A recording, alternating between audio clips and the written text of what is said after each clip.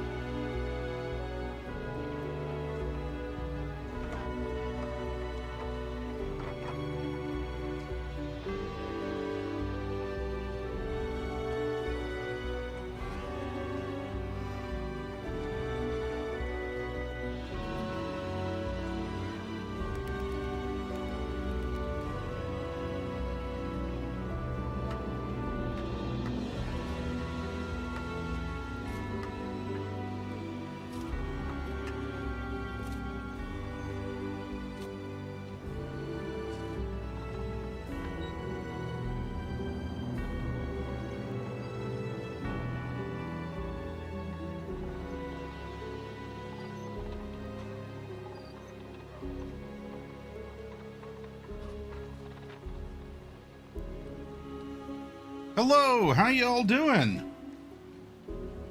Hi and howdy. We'll swap out our music. We'll put it to a little bit more of a background level, and let's go live and see how y'all are doing now. We'll check in. Hi. Hello. I'm here, and so are you. We're ready to go. There's not nearly as much coffee. It's way too late for coffee. There was a little bit in here, and so instead of wasting a cup, I just put in some creamer and some almond milk, and I'm gonna be a heathen and drink more almond milk and creamer than coffee out of here to sip on as we have another workshop tonight. Yep. You hear me, now you see me? I don't hear you all, but I do see you all. And let's give out some howdies to Big Slam and Jurassic Teej. Thank you so much. That is a lot of months. And hopefully there are many more to come. Teej, I've known you for a while now, and I appreciate you still coming by, giving our workshops a look, and going from there. By the way, Teej, if you're still out there, I hope you like the minis that were sent out during that last round that you won some minis. Did I do a good job with the selection?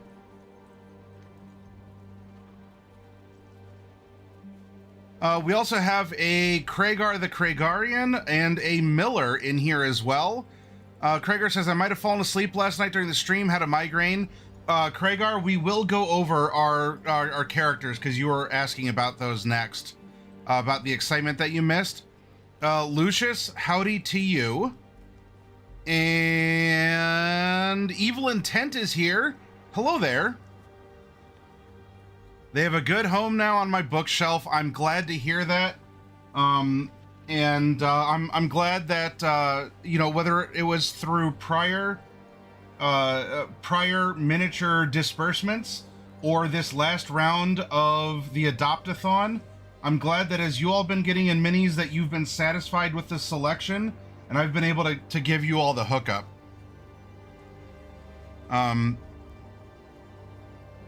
And there are still more to go out, and that will happen. I'll touch on it briefly.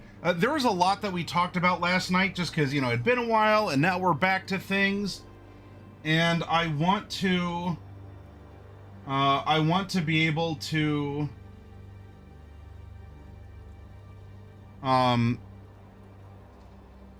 they are prominently displayed. Well, Jurassic Teej, I'm glad, and I hope that you'll be a happy dino enjoyer for a good long while.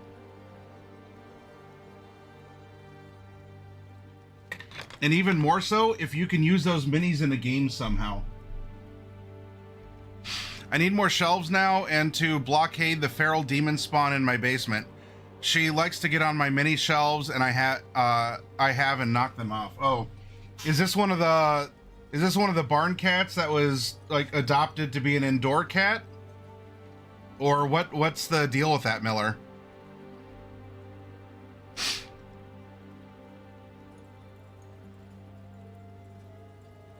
Lucky basement haver.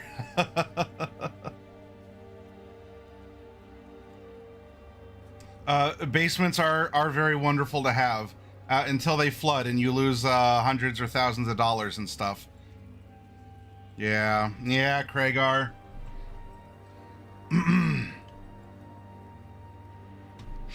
Stupid, sexy Arizona, says Homer Simpson.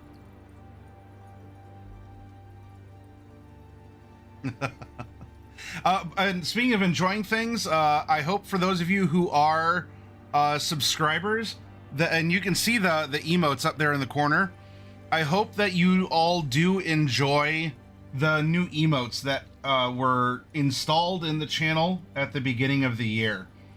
We are in our 7th year, and I hope to have a good year with you all. Obviously, past couple have been kind of rough.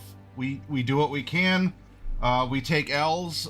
We proceed forward, and let's continue having a great time. This workshop is going to be doing just that. As you all can see, I have a rig over here that has been recently built. It is currently the color of unicorn vomit, and I'm going to be having an event where you all are going to help me name. You all are going to help me name this computer. And that is going to be a part of what you see up here. In the RGB above, you have the G. This event is rigged. This event is rigged. It's rigged in two ways. One, it's going to be tied into naming this computer. This is the new workhorse of the channel. It's how I'm going to be editing and making and editing videos, broadcasting to you all, and also multi-streaming. I'm currently on 4 different platforms with this stream, and I can go up to a 5th if I experiment a little bit.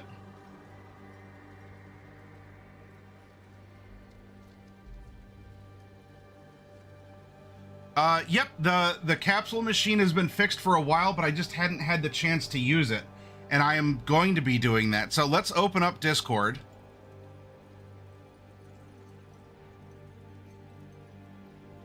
We're going to open up Discord, and as you can see here, in events, we have rigged capsules.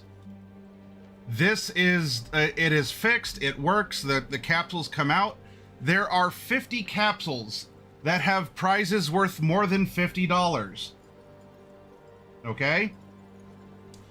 And the capsules are rigged because they're all rigged in your favor. Because the cost of the capsules, every capsule will cost less than the contents. And that doesn't even include the fact that I'll be using that money, like I'm eating the cost of the shipping as it goes out to you all, at least those of you with US addresses. I just need to work on my Ko-Fi or Coffee account, and we're gonna give that a try to run this event. They should all be yellow. I only want there to be a hint of danger for Bane to participate. I don't want to drive him away. But there's going to be some rarer stuff off of Kickstarter. There will be painted and unpainted minis, books. I have a good variety of items that are going to be going out to you all through this event. And as a part of it as well, this is going to help name the rig. So if this is, if we close out Discord, if you get any sort of motivation, and I can change the colors as well. I can change the colors. I can kind of make it look like a warp core from the Enterprise. I can make it look like a demon gate is opening, like all the lights are red except it strobes white every now and again. I can also obviously I can replace the figurine on the stand there too. And I eventually I want to be able to put different minis on that stand. But right now it's just in like rainbow unicorn vomit colors. It's gorgeous, especially in the white case. It's super bright, but I can make it look all red. I could give it solid colors, different patterns, and this is going to be putting in work for us. And so I want to celebrate that and give you all a chance, because really this computer happened because of you all. I want to give you all this chance to leave that imprint and to help name it, so it's not just whatever, the Hero Zone computer, or it's not just called, I don't know, the rig or whatever.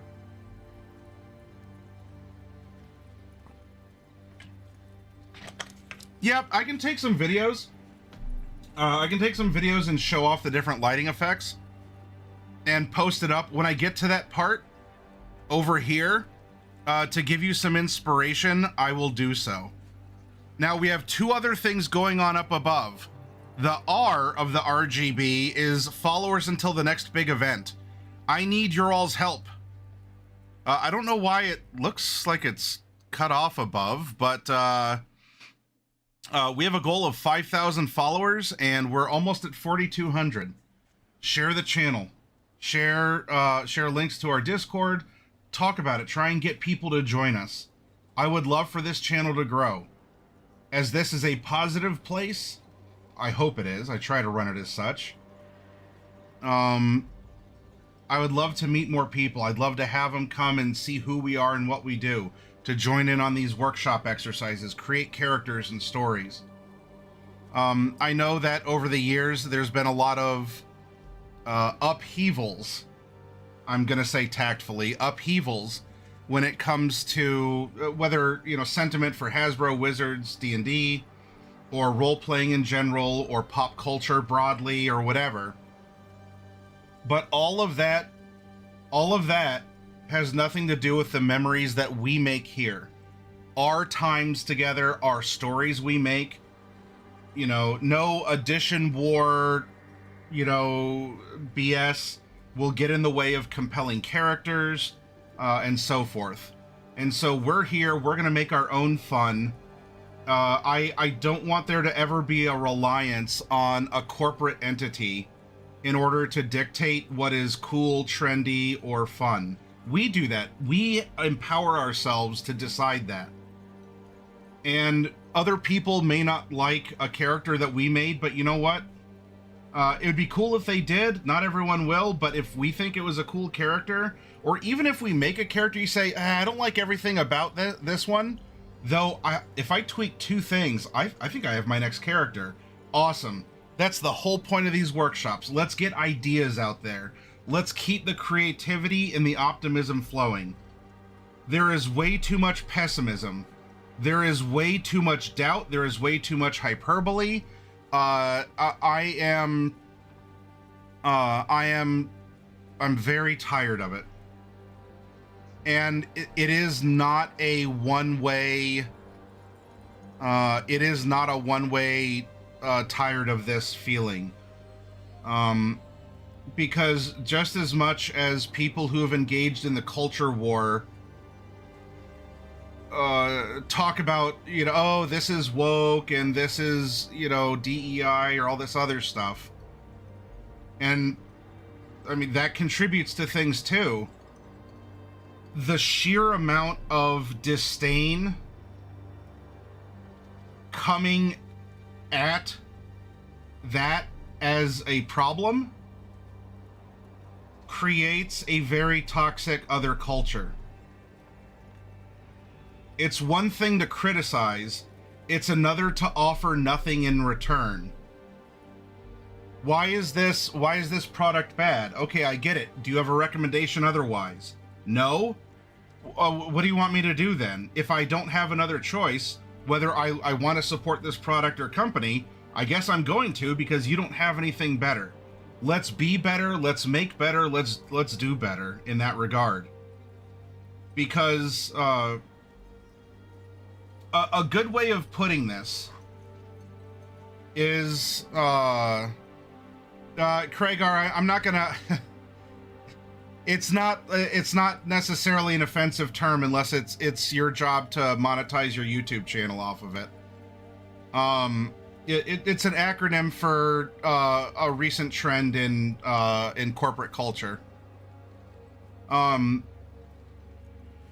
for people who rage against that trend, or against, like, where every piece of pop culture has to be blockbuster, mind-blowing, has to live up to past expectations, where nothing is allowed to just be okay, or that there's never an allowance to try something new, or to have a shred of optimism. It has to be salted earth, never good enough isms. And these channels that promote that in the name of trying to bring down whatever wokeness or something else are also fomenting a culture of people who can't appreciate art or other types of, like, just trying something new. or just being happy that there are some things that are just okay and it's okay. And then it turns into a very polarizing thing. We see this breakdown into tribalism, and then a breakdown of the tribes into various forms of expression, and it sucks. And then it's over what? Scub? And if you get that reference, awesome, you're cultured.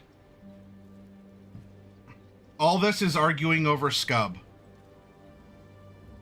Yeah, it's not like a non PG-13 thing, Craigar. It's just for a lot of people it can be a divisive thing, and I don't want to talk about that right now.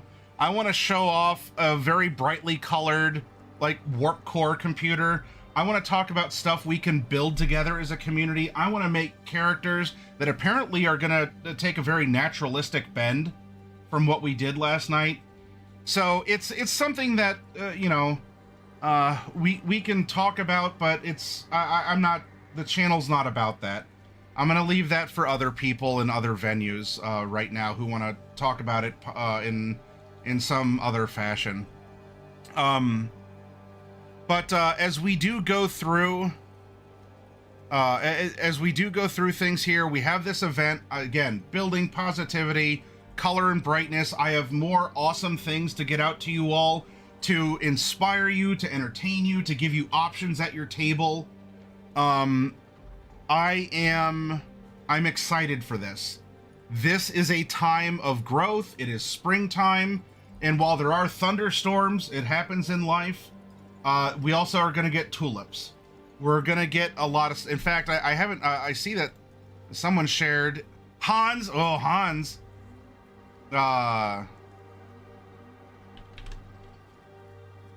There we go. Man, Hans does great superhero stuff. He cosplays, and he goes to children's hospitals, and he cosplays to help entertain those kids. And if that doesn't make my heart happy, I couldn't tell you what else may absolutely do so. Now, I did take some pictures as well because I love seeing things from your corners of the world, okay? And as I was out and about today, it was a nice day, and so I took pictures.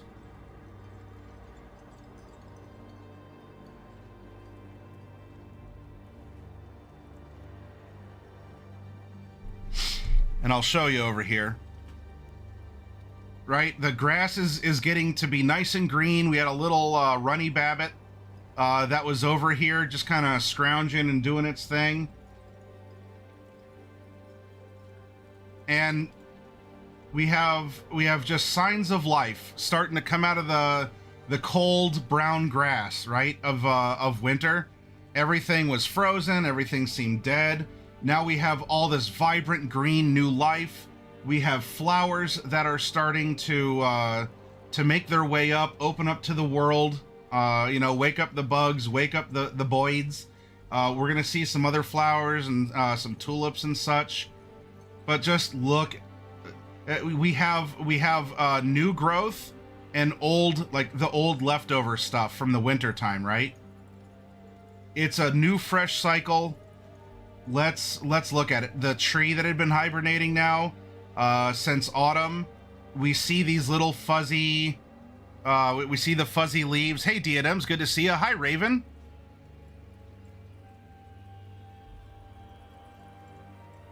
So there's a lot happening around us, a lot of waking up going on, and this is what I want to foment. This is what I want to perpetuate with you all. It's wonderful, it's positive, it's organic, it's not contrived, it's not tribalistic, it is constructive. It's something that we can enjoy, incorporate into our stories or characters, and just have a wonderful time. Although Diadems, I imagine that it's still going to be a little chilly up your way, probably for another month and a half. I don't know.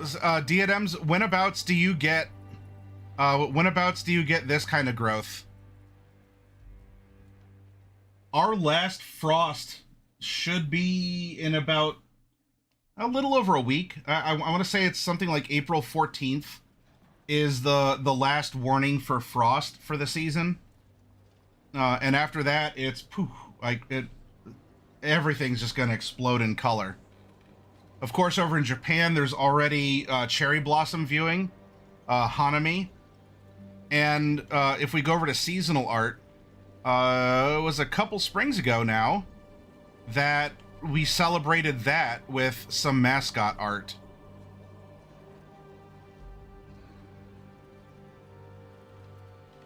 Here we go, March of 2021.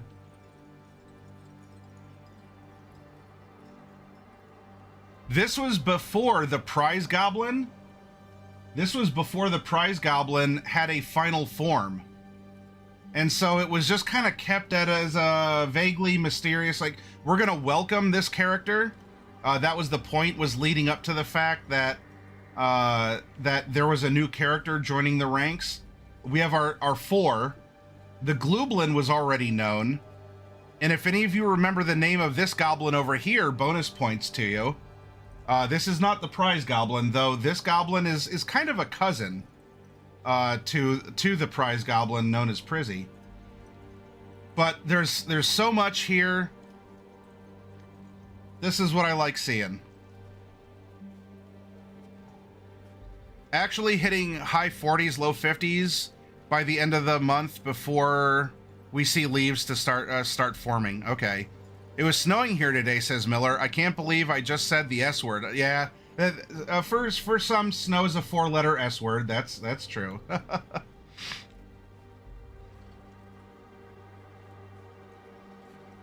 Cappy the Capsule Goblin? Nope, Kragar. Though she does have a large cap. She is not Cappy.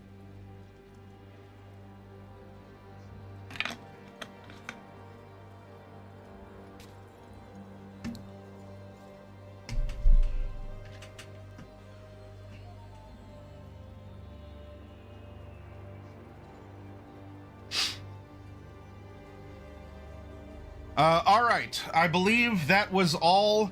The Liber Colorum, of course, if you're ever looking for something to do, or you know, if you have kids that want something to color, and you know this is you feel it's appropriate or fun, these are, you can just print these out, or you can color them digitally. You can always share them.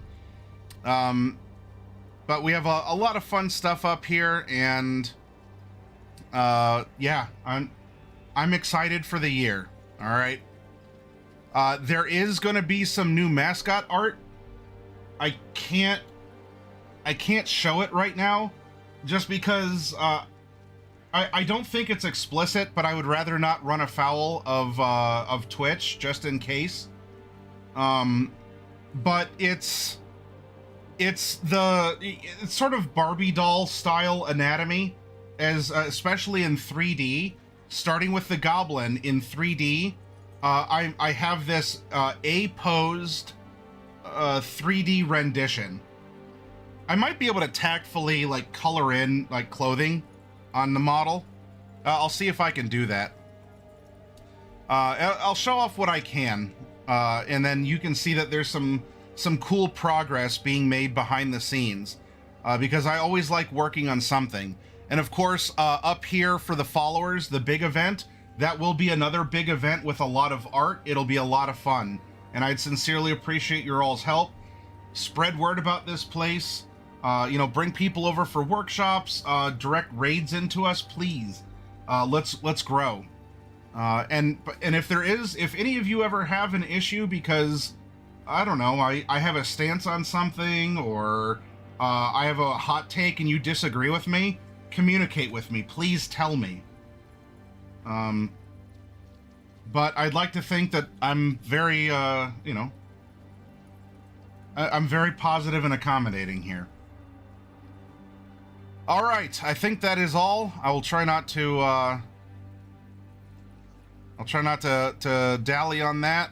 What else do we have? Let's close out the Discord.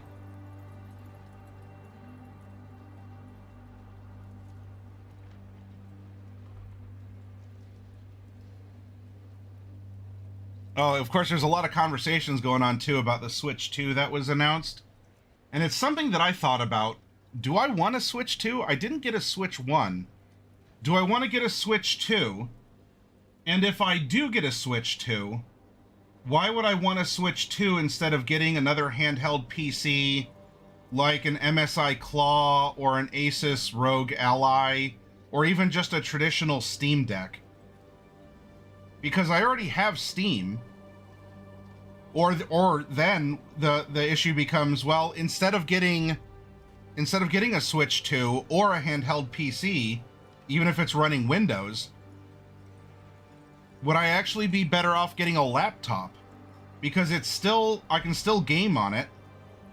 It's still portable, and I can do more if I'm traveling, if I go to a trade show or something else, or I can even stream from my laptop.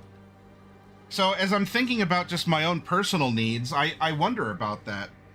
Would I be better getting a laptop? Would I be better if I just want to play games while I'm oot and about? Do I want a Switch 2? Or am I good if I just go for something like a handheld computer of some variety? Things to think about. But even before that, I'd like to complete the rig and get an upgraded graphics card for it. But of course, all of those are still at scalper prices because all the graphics cards are on eBay and not on store shelves. So, yeah. And of course, that might happen with the Switch 2. I'm very interested to hear how they're going to combat scalpers just coming in and, buying up the stock and then just selling it, scamming or selling it at inflated prices in online marketplaces.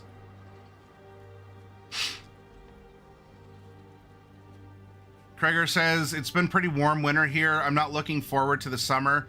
My car was at 103 the other day. The official weather was only in the 90s, though. Other than my 3DS, the last Nintendo system I got was a Wii.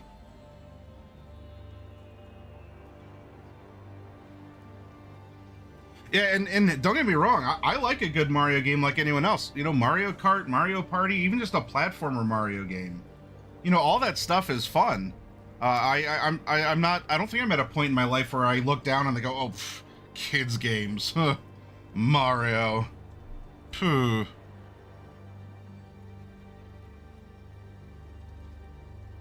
Maybe I'm just looking at it through a different lens of wants, needs, and desires, or something, All right, we have this to open up now. Loop. Going through, of course, we have a lot of BTTV emotes for you all. All these are open for you to use. They're a lot of fun. But tonight we are going to be using this, our manual of player character golems, that I had put together now definitely years ago, with the help of Jeremy from Pete and Jeremy's D&D time. So a lot of wonderful memories here. If you're playing along at home, then open up your books. If you don't have a player's handbook, and we're using the original, the 5e version, not the 5th est version, the 2024, we're using 2014. For purposes of these exercises at this point in time, the 2014 way of building characters is still fulfilling and compelling. I don't have anything against the 2024 characters. The powers, I mean, if there's a complaint, there is some soft power creep with the classes and subclasses.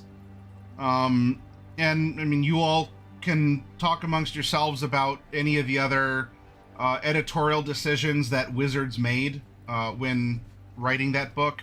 That's flavoring to your own taste or distaste.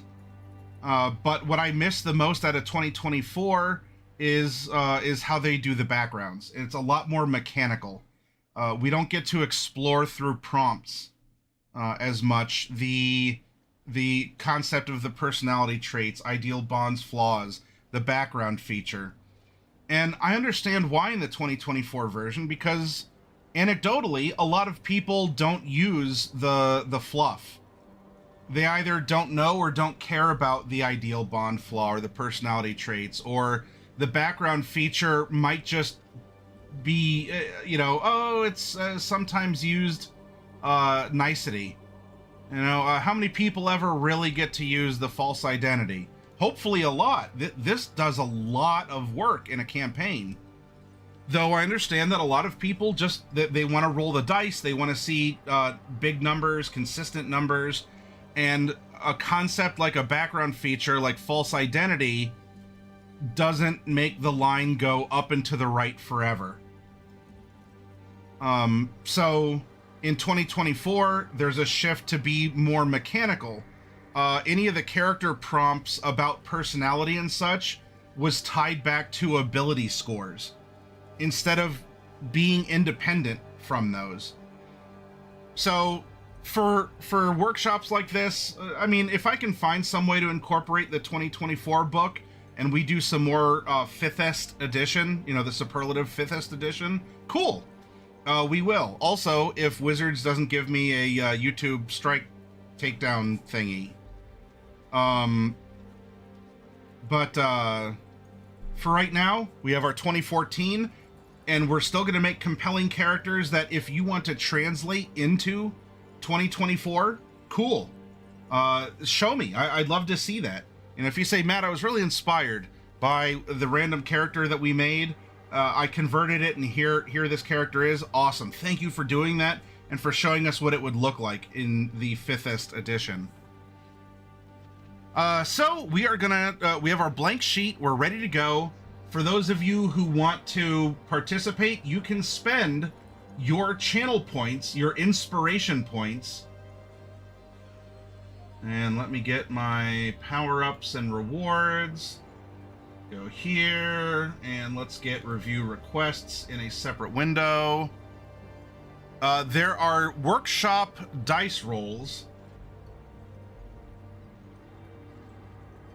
And you can lock in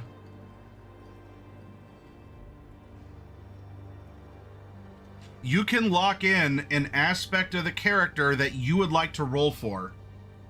Do you want it to be race, class, background?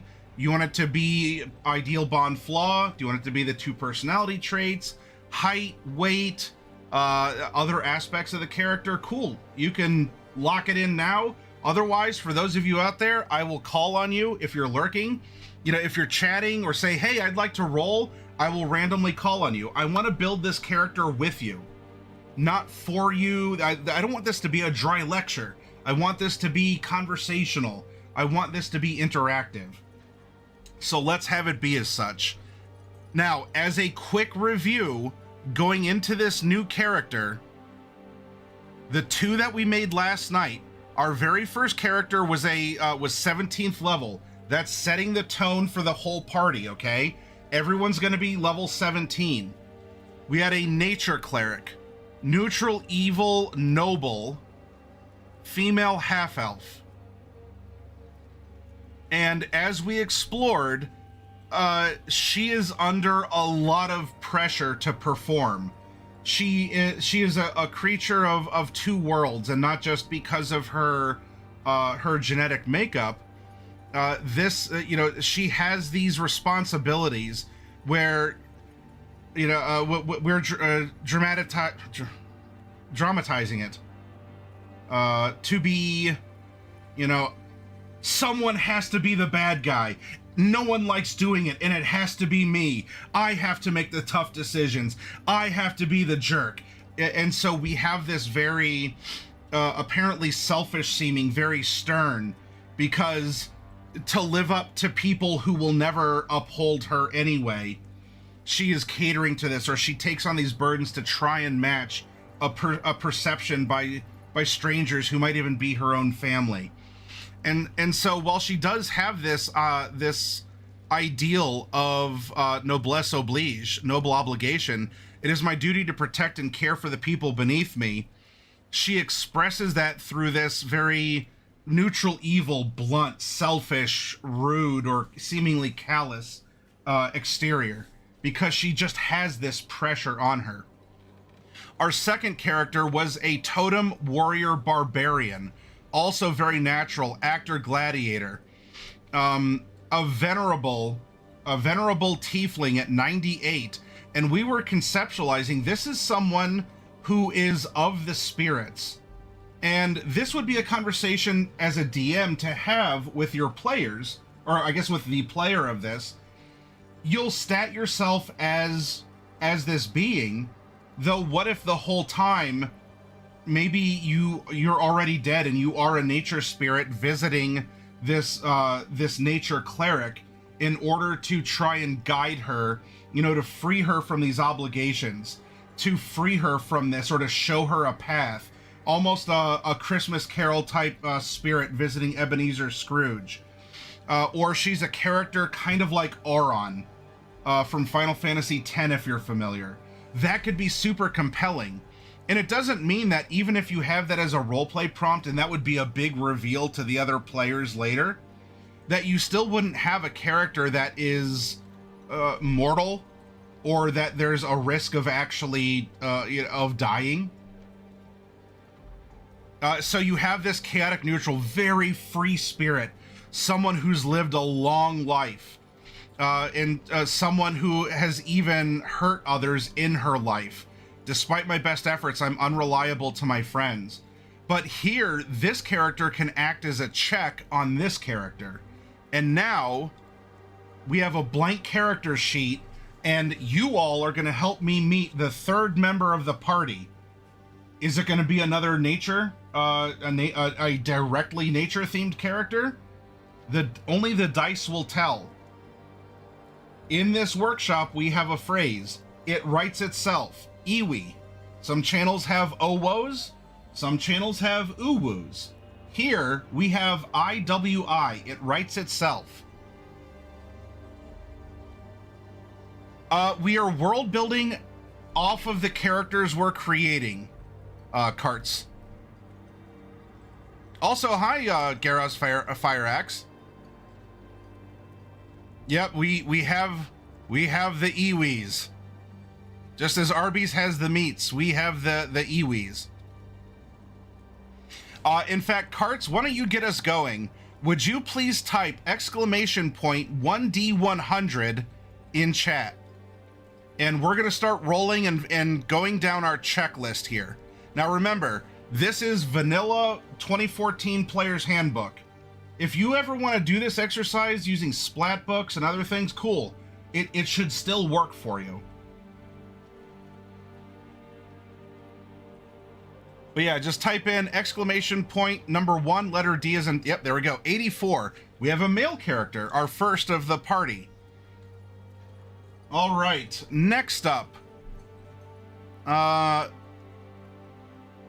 Garaz Fire Axe, are you still here? If so, can you please type !1D9 to tell us the race of the character? !1D9.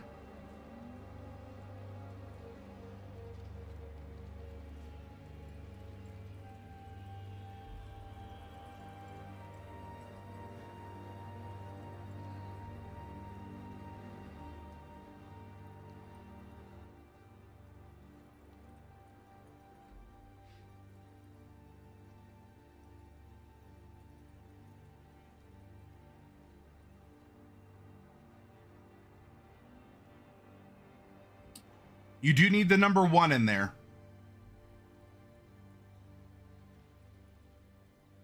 Stops on an 8, a human. You're rolling character maker. I love doing those as well, but I've been on a big strive to make my characters from mind and heart as of late. Carts, I hope as we go through this process, you'll see that even though we're doing a randomized character build, the mind and heart are gonna come along with the character. I'm not as worried about the stats or the spell lists as I am about who the characters are and what they can do to build out this world. Because after the exercises tonight, tomorrow night, I'm gonna show you how we collate, how we collect and collate all this info, and we can build a setting and we can build a campaign story, and it's all organic and it works together. All right, now Garaz, type exclamation point 1d12. Because humans, we can either be a regular old human, or we could be the variant human. 1 through 6, we have a standard human. 7 through 12, it's a variant. Thank you, Carts. Yep, and so Carts, or is that Dixie? Or how? Tell me how you'd like me to call ya. Thank you for following, and if you have questions on the process, or even if you have commentary, oh, I see what you did here. How I do it is this is supposed to be conversational. I don't want this to be a dry lecture. I'm not teaching the ultimate way to make characters or to play D&D. This is conversational, this is exploratory, and this is just having us let go and trust the dice. We don't care up, we don't min-max. Cart works? All right, Cart. If I mess that up, please let me know. Gonna be in lurk mode? All right, Craigar. All right, you rolled a 2. We have a standard human. Are we gonna have a male human fighter? We're close. We're 2/3 of the way there to a male human fighter. All right, Miller, you spent inspiration points to roll the alignment of the character. I would like you to give me a percentile roll in chat, Miller, and we're going to use the balanced odds as we have for the other characters to get our neutral evil nature cleric and our chaotic neutral totem warrior barbarian. Gotcha, completely understand. I'm a forever DM. One of us, who just hasn't been able to find any players. I have a whole book of NBCs untouched and possible player characters for me to play as. Carts, if you use Discord, you're welcome to join, and I have a looking for group section where you can solicit others in this community to play in a game. Hey, Dragon. Every team needs a human fighter. 72, a lawful evil. All right, we have a neutral evil, a chaotic neutral, and now a lawful evil character. All right, let's update. We have a lawful evil male human. Humans are medium-sized, and we know that we're level 17. I'm filling, you don't see it up here because I have our worksheet for that, but I am filling this in as we go along, all right? Okay, next up, well, we know we're level 17. How many ASIs are we going to take if we do? Let's have Dragon Blast. I would like you to type exclamation point 1D100. Now, as you do that, Dragon Blast, I will say I've expressed an interest in running another longer form game. Not a 3-parter like I've done for my vampire players or for the other systems in the past 2 years, where we're teaching different systems and we're doing a 3-shot introductory to them. Right now, I'm leaning towards running a longer form Cyberpunk Red campaign. And by campaign, I don't mean 1-shot. I don't mean 3-shot. I don't know if it's going to be 4 years, but I want it to be a longer, fuller story. And right now, I am leaning towards Cyberpunk Red, and also presumably on Fridays from 9 p.m. to 1 a.m. Eastern. I will be soliciting you all on Discord, and I'm going to be looking for 2 or 3 of you to join. and I'll have details, and we can hem and haw and discuss things. But so you all know, I would enjoy running a story for those of you out there in the community. So I will be putting out that solicitation, okay? Are we making heroes or the BBEGs? Ooh, Lucius, we're going to find out. The story's going to write itself. And Dragon Blast 73, we are going to take 1 feat. 1 feat. Sadly, don't have the time. Well, Dragon Blast, if you did, you and others who have been a part of the community here on Discord, and for those of you out there, like Carts, if you're newer, this isn't like only tier 3 subscribers, who've given me hundreds of dollars are going to be. It's not like that. If you can consistently show up, our Chroma Company campaign was in our very first year. We were all maybe internet acquaintances together, and we had an epic level 0 to post 20 game, complete with, laughing and crying and animatics and a grand conclusion and everything. And I'd like to do that also with you all in this cyberpunk in this cyberpunk sort of genre in the concept. Now that doesn't mean that we couldn't do. Yeah, we'd be playing by Cyberpunk Red rules. I don't mind having it take place in a fantasy world. You want to be an elf with with enhancements? You want to be a tiefling with I don't know, some sort of USB in your tail or something? I'm open to concepts like that too. These are my current notions, but I'll let you all know on Discord soon enough. Hey, Bersilas. All right, so we are taking 1 feat. Now it's time to determine our background. Bersilas, I would like you to type !1D18. 1D18. This is, I would argue that this is the most important part of character creation. To me, and if this is a hot take, these are the kinds of radical hot takes that you're going to get on this channel. Okay? Here's a radical hot take. Your background is the most important part of your character. Background 1, we are an acolyte. Okay. We are an acolyte. Are we an acolyte of the nature god that this other person is serving? Is this character somehow a retainer or a family member? If we have this half-elf noble, is this her brother or a cousin or something? Again, we're going to let the story play out, but let's go over here. We have an acolyte.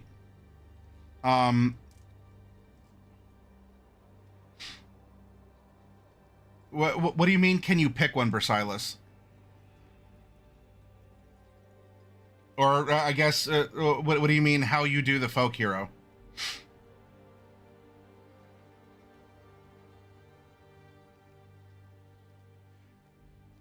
If you broke reality and you got a 19 on a roll on a D18, then you would get your choice. In this instance, though, Bersilas, I want to trust the dice. I'm not against your creativity or your idea, but for purposes of the workshop, I want to let the dice speak for themselves. And sometimes you break reality and they give you the choice. The dice will concede to you.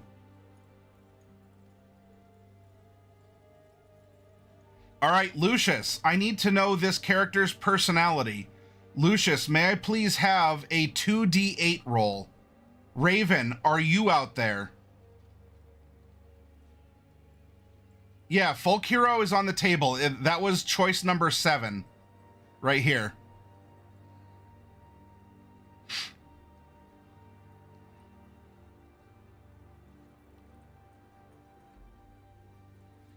Raven, can I get a 3d6 for ideal, bond, and flaw?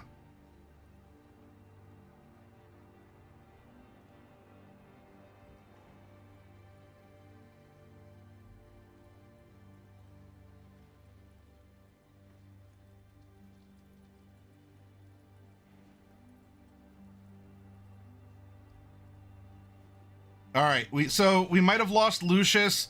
Ravenstar is going to give us some information. We have an ideal of 4. We have a bond of 4 and a flaw of 1. Let's see. Is there someone here who hasn't rolled yet and would like to help out?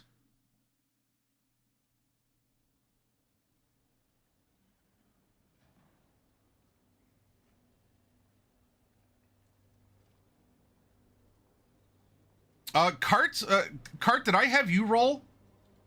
If not, then, Carts, can I have you type exclamation point 2d8?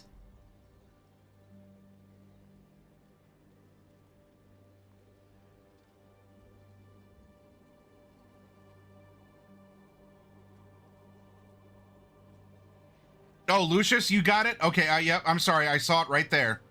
It must have been on the scroll bar. I'm sorry I missed it.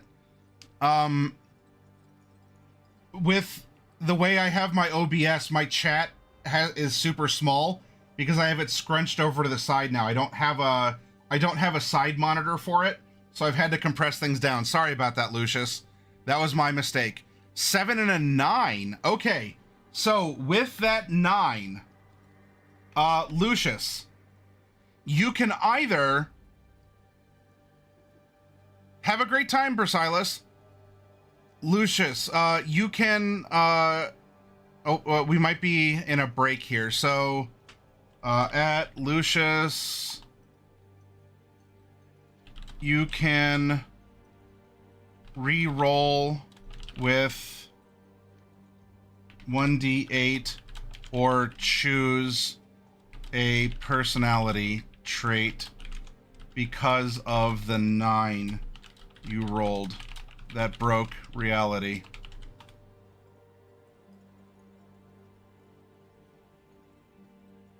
Actually, wait, now all of a sudden my chat it's not even compressed. Let me break this out of OBS. Nope, stop it. Break out. I have to make it a little wider here. And now that compresses. It compressed again, but now it's to the other side. That's fine, at least I can read it. Rolls a 6. Okay. Our personality trait is 7 and 6. I'll have to find a better solution for this. Actually, I might have one. Let's move down. Let's move this down here. And can I make this a little wider?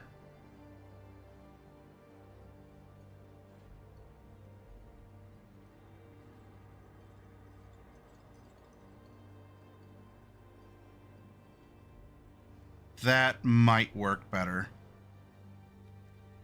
I don't think that would have disturbed anything on your end, but I was resizing some of my OBS windows so I don't run into these problems of people either scrolling up too fast because it's compressed or chat. I miss like a third of chat because it compressed this way. All right.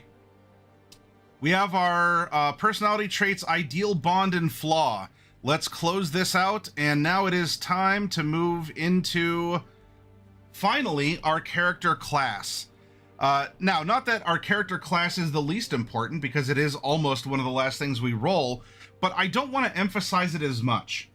And for newcomers like Carts here, I'll explain more about this. I'm not being defiant or edgy, or I'm leaning into the haha, it's a hot take. The class is certainly important, but I don't want to emphasize it as much as the background. Who here? Is there someone here who hasn't rolled yet? Diadems, are you still hanging out?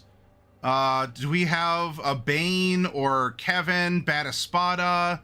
Who out there is lurking but hasn't gotten to roll yet?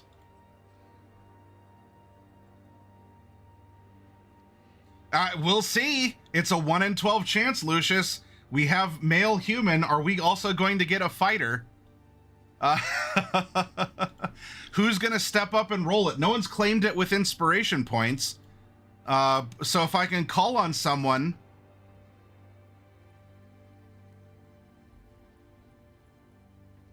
All right, Bane, you don't exist.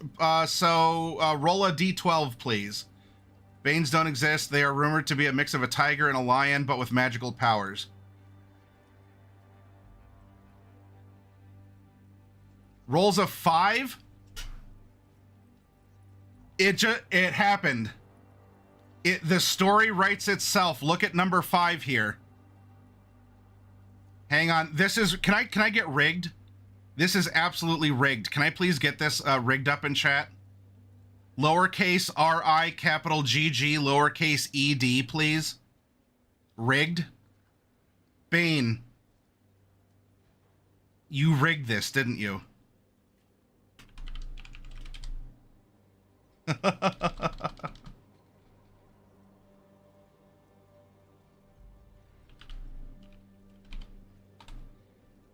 This was absolutely rigged. I guess we have a male human fighter.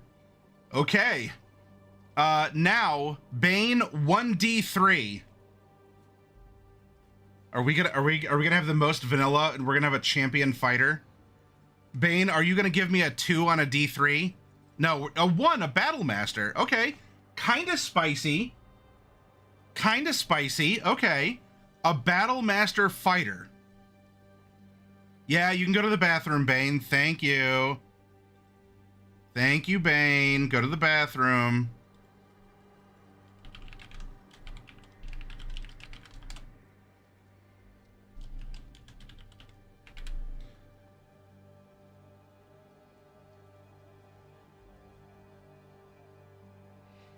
All right, now we do have to figure something out. As a fighter, we do get a fighting style. And this is an important part of our character to create. Miller, will you please give me with sprinkles in our vanilla. Miller, can I get a D6 roll, please, in chat? What is our fighting style going to be?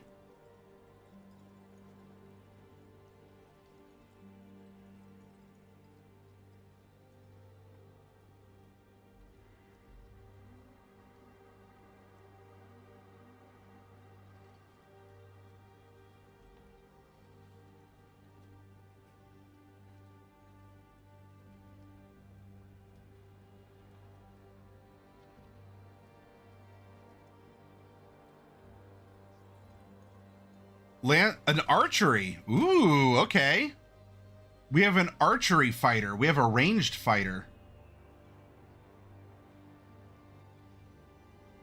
So, sprinkles and maybe some crushed peanuts on our vanilla. Because a lot of us are like, oh yeah, fighter, sword, and board, right? I'm gonna just make a note here. Archery for fighting style.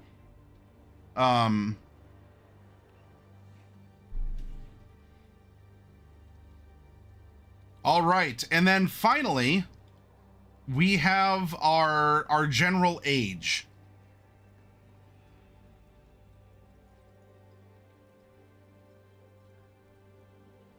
I'll roll this first one. I like rolling dice too. 1d100 lands on 53. We're an adult. Okay. We're an adult and we need to add, we're 18 plus 1d26 years. So we're going to go to random.org and we're going to produce a number. 18 plus 19. We are 37. Age, adult, 37. And then carts, I will read this.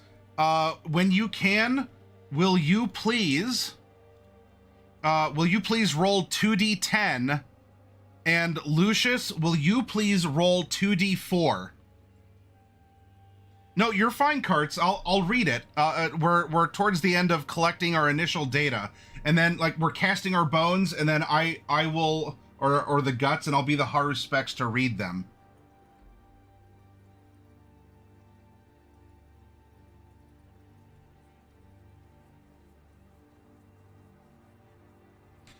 Six and 9.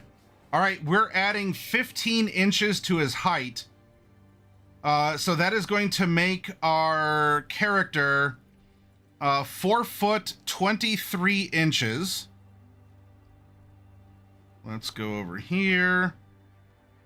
We are 4 foot 23 inches. Although I hear that that might also be known in some other way here. That might just be 5'11". And then we're gonna take that 15, and we are going to multiply it by 6, as that's what we got from Lucius's numbers. So that is going to be 90 pounds. He's 5'11" and 200 pounds.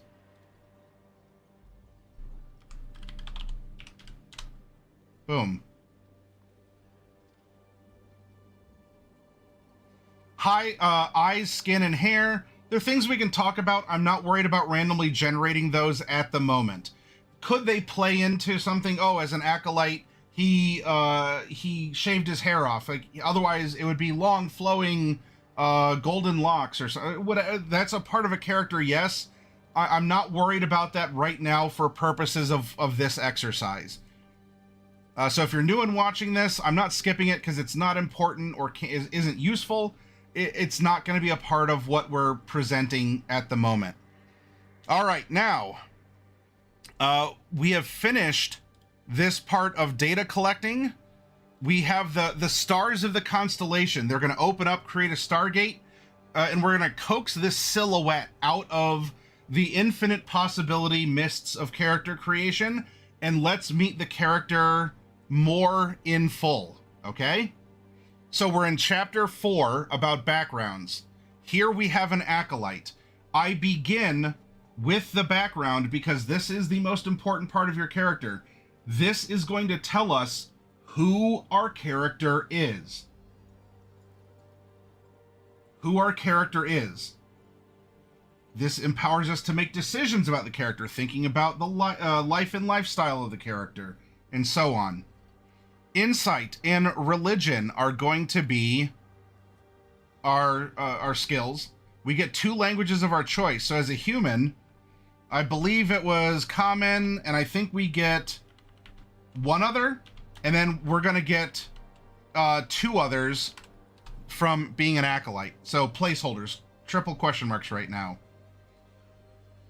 We're level 17. We're going to have more than the starting items, but let's just put, we'll write down that we have a holy symbol, prayer book or prayer wheel, so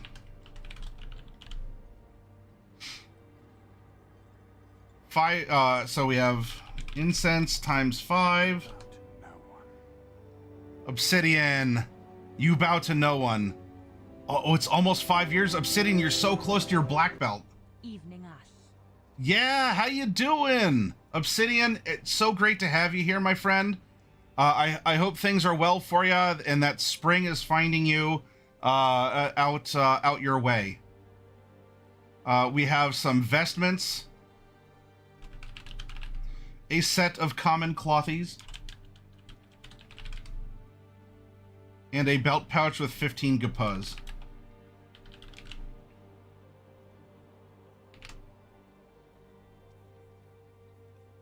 Wild few months and getting there. Wild in good ways? Crossing fingers, hopefully? Or wild in, I'll message you later and we'll talk about it. Oh, Ravenstar, you're looking pretty sensuous. Sensuous up, can you get me a soda? I don't have anything to drink right now.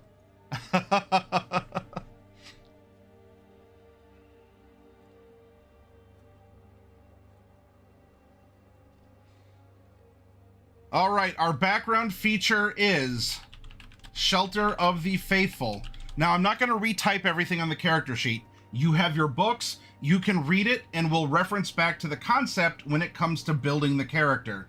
In short, we can get accommodations in different ways. Accommodations, information, even transportation, if it's within our faith or an aligned faith or something along those lines.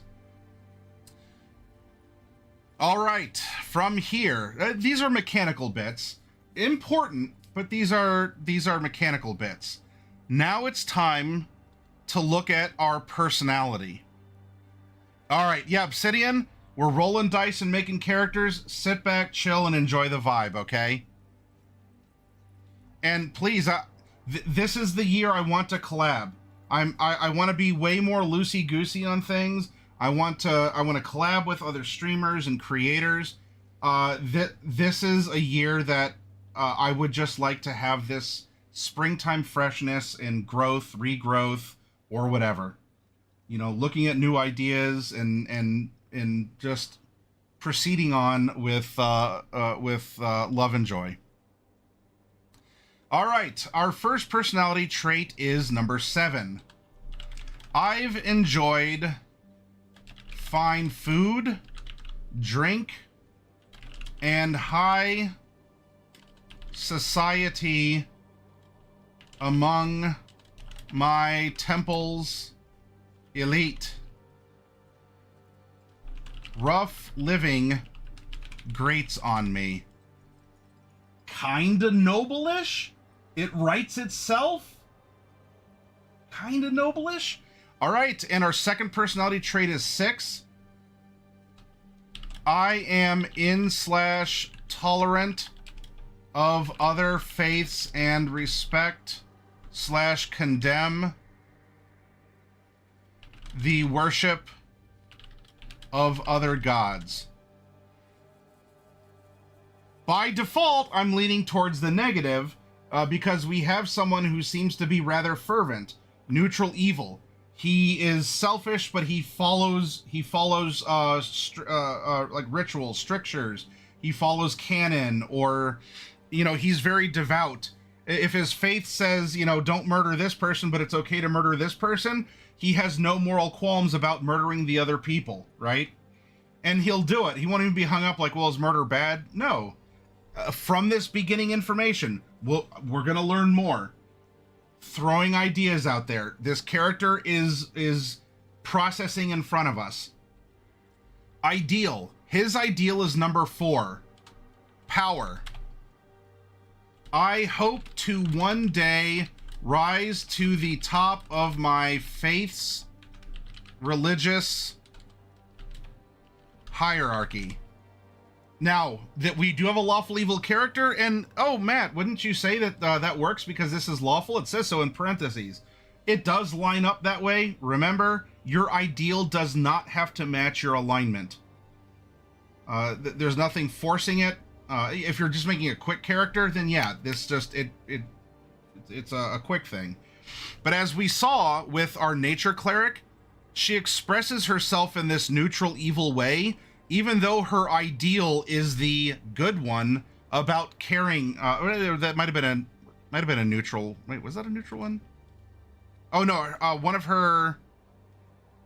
No, it might have been the ideal. But you can have a good one and still express yourself in an evil fashion. It's just that your ideal, maybe you hope to get out of this mood or this situation, or you're on some redemption arc. You're not there yet because your ideal's on the horizon, but you haven't manifested it or realized it yet. All right, so power. We want to one day rise.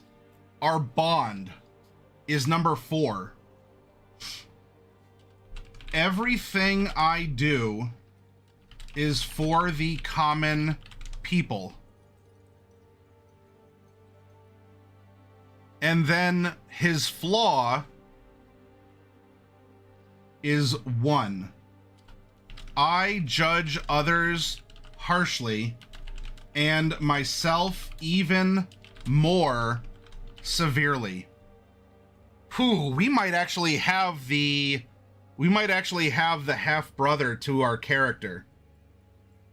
And if we're talking about some drama going on here, it might come down to, in the story, it might come down to a sibling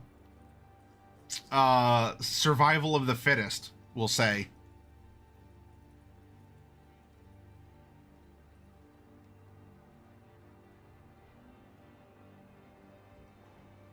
I've enjoyed fine food, drink, and high society among my temple's elite. Rough living grates on me. I am intolerant or tolerant of other faiths and respect or condemn the worship of other gods. I think here with how everything is lined up, that he is intolerant of other faiths and he condemns the worship of other gods. Though you could mix it up. You could be tolerant of other faiths but condemns the worship of other gods. You can say, well, I don't care that you worship this other god. I never will, and I think you're wrong, but I'm not, I'll look at you as misguided, but I doesn't mean that, I need to eliminate you from, this fantasy world. So you can mix and match that. They don't have to hard lock into, just good or bad, depending on the personality. But with what we've seen here, and especially as the story writes itself, I think that we do have a harder line family connection, or this is someone who wants to compete in some other way. I think we are going to take the harder road here, the more, I guess, the more directly evil sort of one. All right, this is who our character is. Now from here, and Karts, I'll go back and read what you wrote above, but so you understand why I start with this, all of this here is going to help us choose our other skills. It's going to help us choose where we drop our stats. Everything else is now built off of who this character is, because this is the most important part of the character. Now, before we go up and we put in our very bland and vanilla features, you were writing something about a character. You say part one, one character I've been wanting to put out into the world as an NPC in order to have some play, especially is, was that Garth and Bon? He is a snobby elf spellcaster rogue who decided to use his magics without regards, and something happens in the wrong person, so a rival went ahead and hired an amateur goblin assassin to take him out, giving the goblin payment of jewels, unknowingly having one inscribed with runes. And after Garth easily took care of Bon, he picked up the bag of jewels to find out where he came from, then touching the inscribed jewel, activating a soul bind and making one of my favorite dual personality / soul bonded creatures. He gives me many conundrums. I can play out and give any player characters many different routes to take.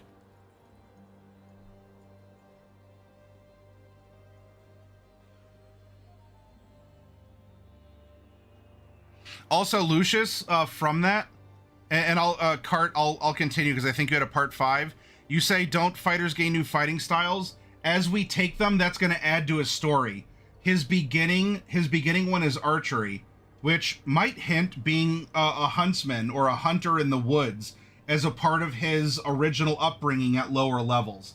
So hold on to that thought. We will get there as the character grows up in front of us, because ultimately this character needs to be level 17.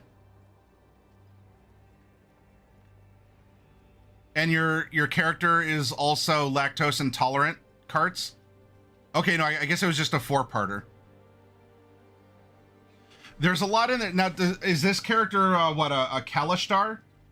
One of the dual soul creatures, like the player races from Eberron?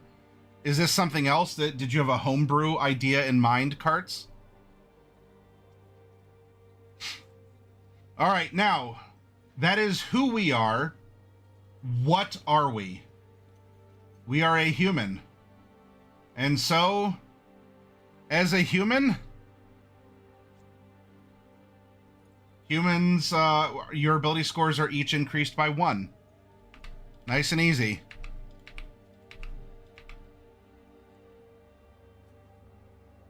We are, our speed is 30 feet.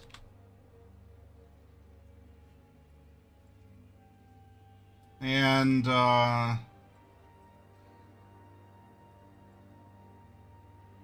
humans typically learn the language. Yeah, it's they're fond of sprinkling their speech with words borrowed from others' tongues. Yep, so that's it. Common 1 extra, and then we get 2 more for being an acolyte. There we go.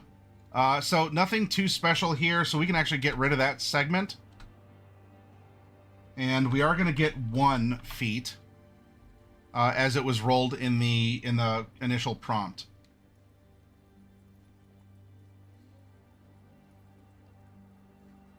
Now we know who we are. We know what we are. How do we manifest ourselves in the world? That is done through your class. And in this case, we have a fighter. Let's make 17 levels of fighter. This is going to give us a proficiency bonus of +6. This is going to give us, we are a D10 hit die class, and we have 17 of those that we can use for healing or other things. All armor and shields. Weapons. Simple. Martial. Saving throws, strength, and con. Skills. Choose 2 from acrobatics, animal handling, athletics, history, insight, intimidation, perception, and survival. We have a battle master. We have someone who thinks, someone who presumably grew up in this faith of nature and hunting, probably a more of a hardline survival of the fittest. I think survival is going to be part of this. And if we also have someone who is a hunter, let's see, what else? Well, no, we grew up rough living. So then we might go out to hunt, but we treat it as sport and not as sustenance. We would be fine shooting the last rare animal because they should have, it's a skill issue. They should have been better. It doesn't matter. The species deserved to die out because I was superior or whatever, right? I've enjoyed fine food. So in this case, I don't think survival then, because he has the benefits of the lesser hunters,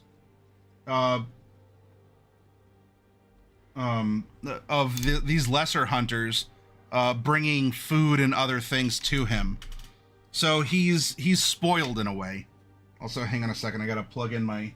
If you all heard a ba-boom, that was my headset giving me a battery warning.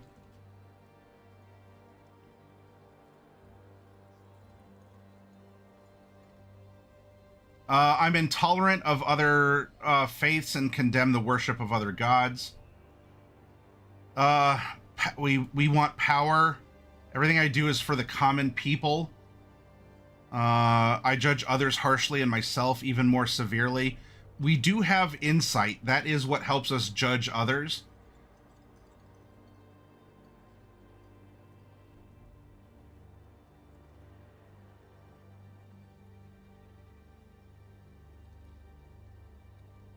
Perception, especially if we treat hunting as a game or a sport. Perception and...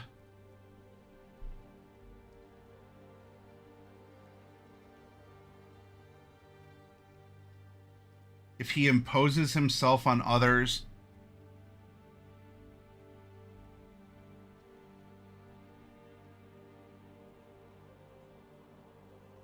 Animal handling, probably. Animals will also heed him. And maybe he does ride on a horse, or he has a horse companion or some other mount.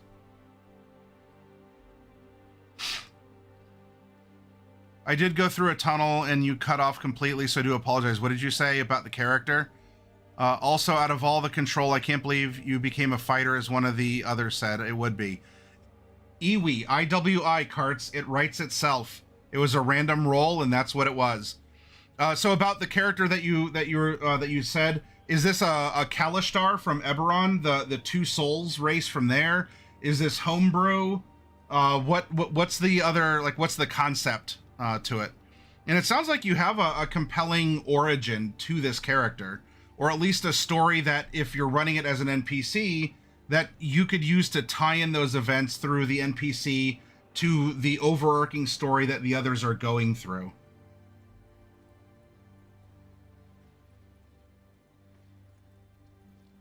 All right, I'm not worried about starting equipment. This is we're level 17. We probably don't have it, or it's not the same. So do we have chainmail or chainmail plus 3? Doesn't really matter right now. I'm not worried about armor class. I'm more worried about meeting the character. You know, if this is lower level, then maybe, but not right now. All right, we get a fighting style. Archery, you gain a +2 bonus to attack rolls you make with ranged weapons. Nice and easy. Choose one of the following options. You can't take a fighting style option more than once, even if you later get to choose again.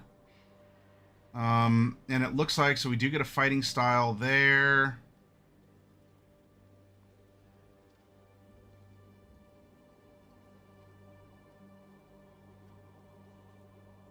We get one as a fighter. I think the ranger is the one that gets another one. We do get martial arts types, so there might be other things that would let us take one. So for right now, we are an archer or some sort of a ranged user. What else do we get from our class? We get Second Wind. We get Action Surge. ASIs. Now, fighters get an accelerated one. We get one at 4, 8, 12, 14, 16. I'm going to put this here. 1, 2, 3, 4, 5, 6, 7, 8, 9, 10. Now, one of those does have to go into a feat. So I'm taking 2 of those off. These other ones we're going to distribute after we put the scores in. Right now, the scores are the last thing I'm worried about for this character. We get extra attack, and then the number of attacks increases to 3 when you reach 11th. Okay, so we do get extra attack.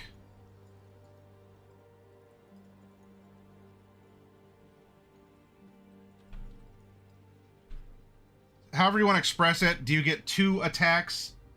If you want to put 3 as it says, you get 3 swings by this level.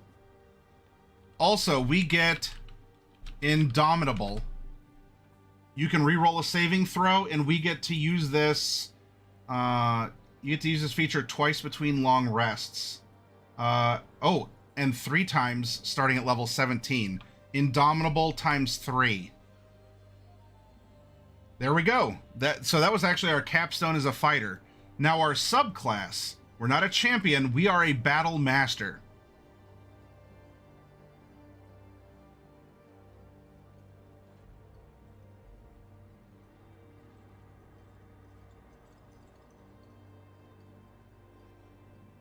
So we get maneuvers. You learn 3 maneuvers of your choice, which are detailed under maneuvers below. Many maneuvers enhance an attack in some way. You can only use 1 maneuver per attack.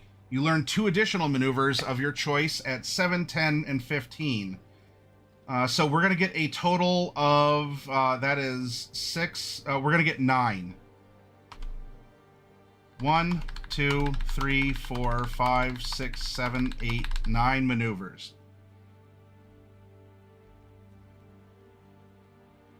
You have 4 superiority dice, which are d8s. You gain another at 7th and 1 more at 15th. We have 5 superiority dice.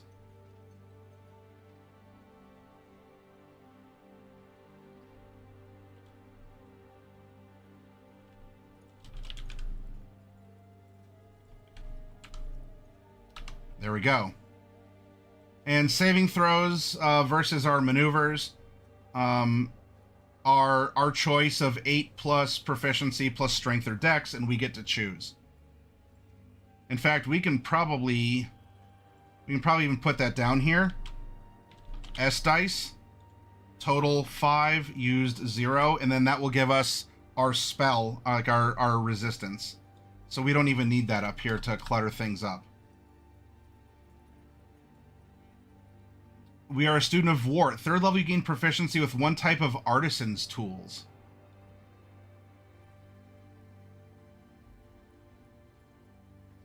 Artisan's tools of our choice.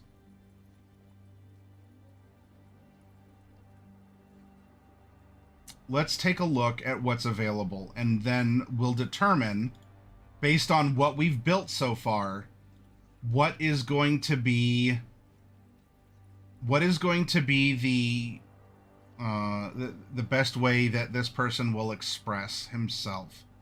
Alchemist supplies, brewer supplies, calligrapher, carpenter, cartographer, cobbler, cook, glassblower, jeweler, leatherworker, mason tools, painter supplies, potter tools, smith tools, tinker tools, weaver tools, wood carver tools.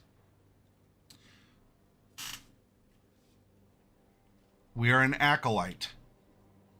We've enjoyed fine food and drink.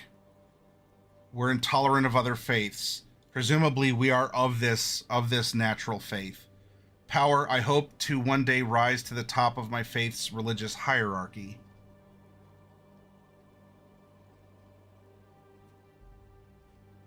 Everything I do is for the common people. I judge others harshly, and myself even more severely.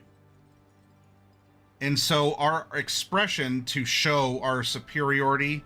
Dragons and wizards and dungeons and princesses. Dragons and wizards and princesses and dungeons and castles. Thank you, Oni and Raiders, for coming in here. Oni doesn't have a raid message, but here we are. Hey, Oni, how you doing, my friend? For those of you here, we are doing a character building exercise in Dungeons and Dragons. We figured out the personality of our character, and we're building off of that, because the personality, in my opinion, is the most important part. I know we like rolling dice, and we want to see big numbers, and the line has to go up and to the right all the time. But in this workshop, I like focusing on letting the story tell itself, and letting the character be built around the concept, and don't worry about the math. But yeah, how are things going for you, Oni? Let me give you a shout out.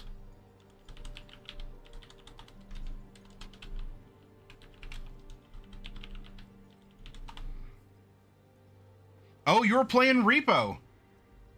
Have you been liking... I presume you've been liking it. You've been playing a lot of Repo lately. That's one super fun game. I haven't gotten to try it yet, Oni.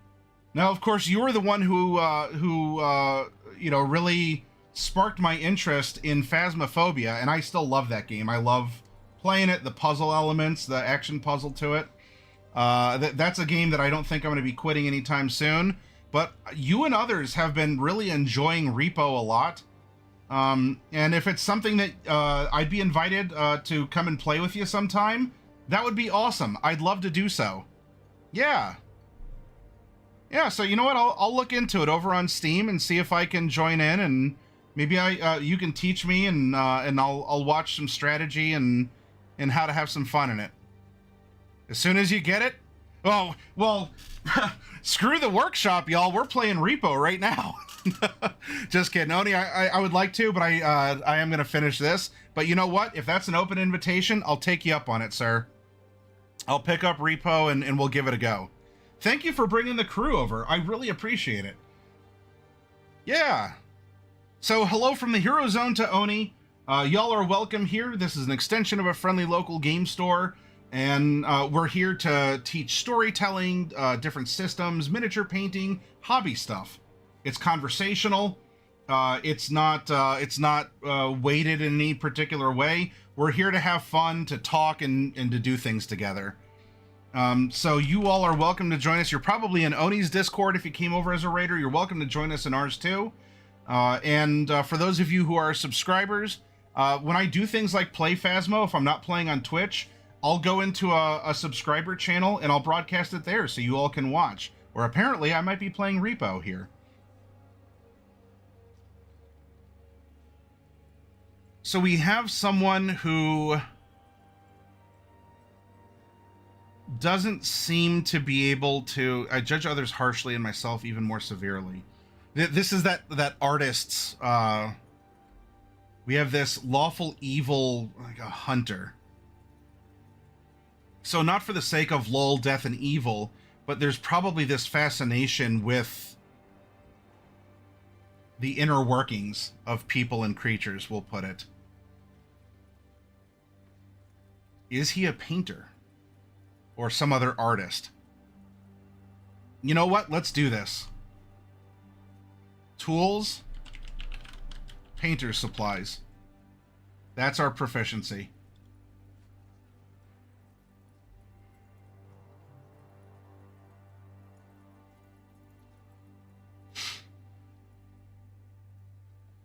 Know your enemy. Starting at 7th level, you can, if you spend at least 1 minute observing or interacting with another creature outside of combat, you can learn certain information. Excellent for a hunter, right? The DM tells you if the creature is your equal, superior, or inferior in regards to 2 of the following characters. So I'm going to summarize this. I'm not here to list every detail. We can reference back to this, but we do have know your enemy. Actually, this is very ranger-ish. At 10th level, at 8, so we're not 18 yet, so we have D10s.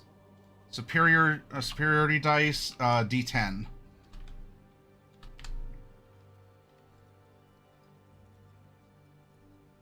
Relentless at 15. When you roll initiative and have no superiority dice remaining, you gain 1.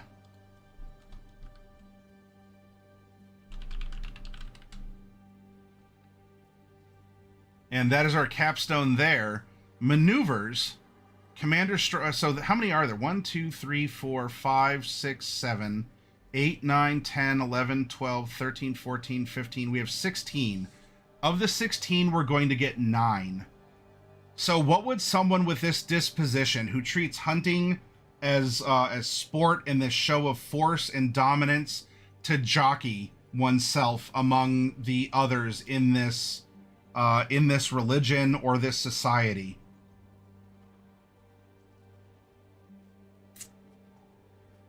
Take the attack action on your turn. If you all have suggestions out there, please throw them out. You can forego one of your attacks and use a bonus action to direct one of your companions to strike. When you do so, choose a friendly creature who can see or hear you and expend 1 superiority die. That creature can immediately use its reaction to make 1 weapon attack. That would be asserting dominance for sure.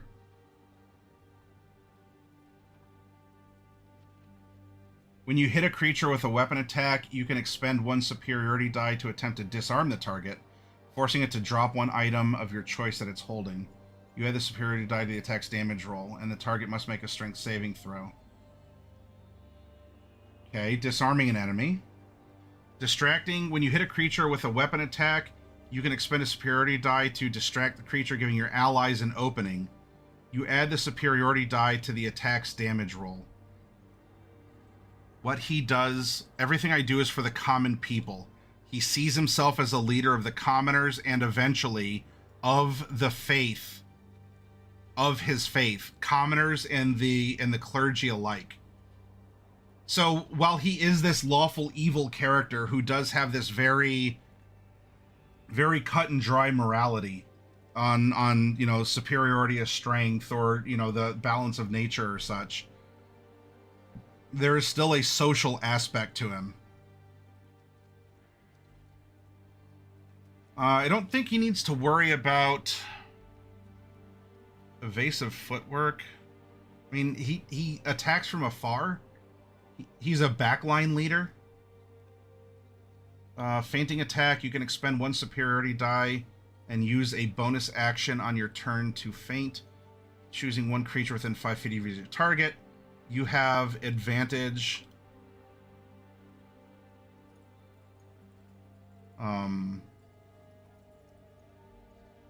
If that attack hits, add the superiority die. Goading. You hit a creature with a weapon attack, you can expend 1 superiority die to attempt to goad the target into attacking you. You add the superiority die to the attack's damage roll, and the target must make a wisdom saving throw. On a failed save, the target has advantage, or has disadvantage on all attack rolls.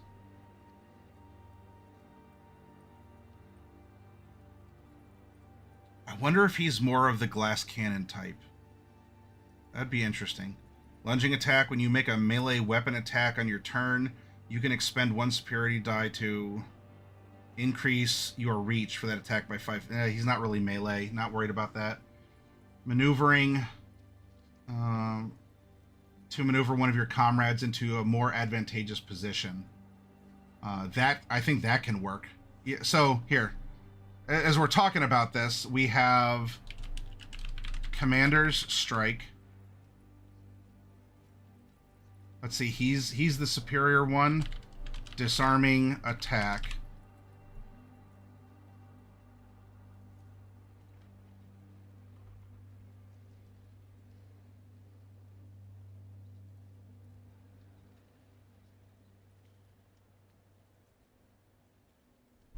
So also maybe Distracting Strike. Maneuvering Attack. When you hit a creature with a weapon attack, you can expend 1 superiority die to attempt to frighten the target.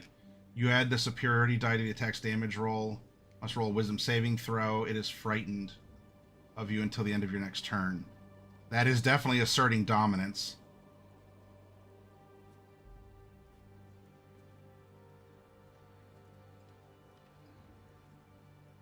Make a weapon attack roll. You can expend 1 superiority die to add it to the roll. You can use this maneuver before or after making an attack roll before any effects. Pushing attack. Drive the target back. Rally on your turn. You can use a bonus action. Uh-oh.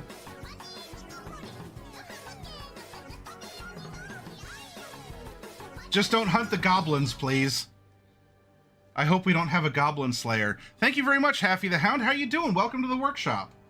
Your turn, you can use a bonus action and expend 1 superiority die to bolster the resolve of one of your companions. When you do so, choose a friendly creature who can see or hear you. That creature gains temporary hit points equal to the superiority die. That could be a good one, too. Menacing Attack. Rally. 3 more. Now they only have 3 left. Repost misses you with a melee attack. Sweeping attack with a melee, not worried about that. Trip attack when you hit a creature with a weapon attack. To attempt to knock the target down, you add the superiority die. Trip attack, we bring them down. Let's go back and get 2 more then.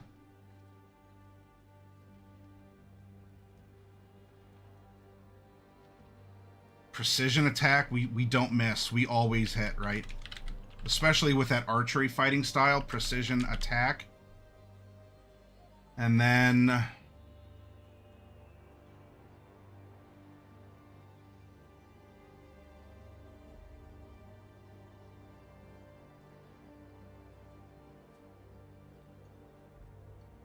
we already have distracting.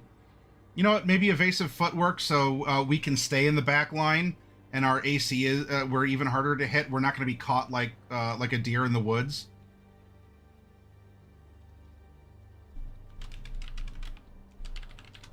Evasive footwork. There we go. Now, before the feat is added, let's put in Haffy the Hound. I'm writing a world and a campaign. Want to hear, please? This is a workshop. In fact, we're gonna be doing an exercise like what you're doing. After we make our party of 4 characters, we're gonna take the character sheets, get data off of that, and through at least a method that I show here, I'm gonna show DMs how you can look at the character sheets your players bring to you, and we'll build a world and we will build a story out of it. And I would love to hear your story and world, so please do share.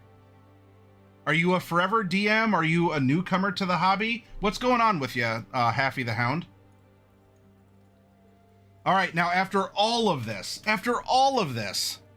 now we're gonna worry about where the stats go. We have our standard distribution of 15, 14, 13, 12, 10, 8. A returning DM. So you played for a while, life happened, and now you're coming back into the game. 15, 14, 13, 12, 10, 8.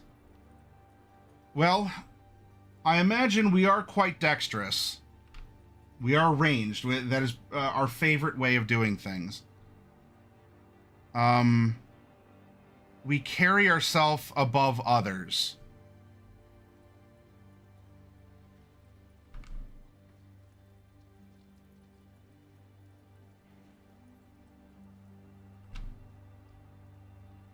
15, 14, 13. You know what we're going to do? We are going to make a con dump stat. We're going to make a con dump stat character. And the reason for this is he knows his frailty. He knows the system into which he he was born into, or that he adopted for himself. So, to be able to live despite having a frailer health, he armors up. He is a glass cannon.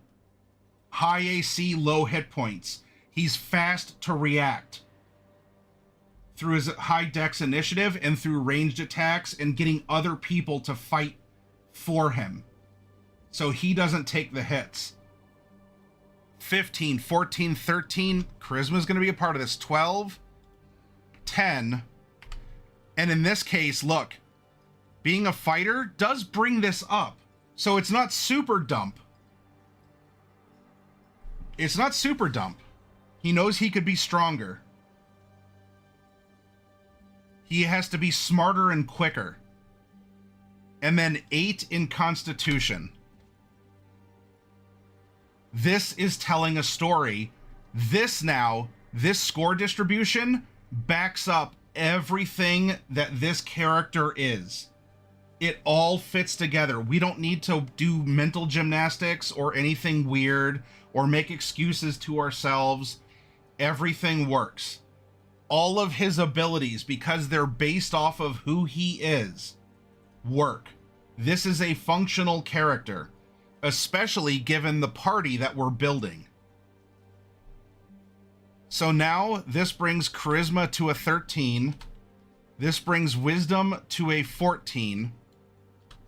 This brings intelligence to a 15.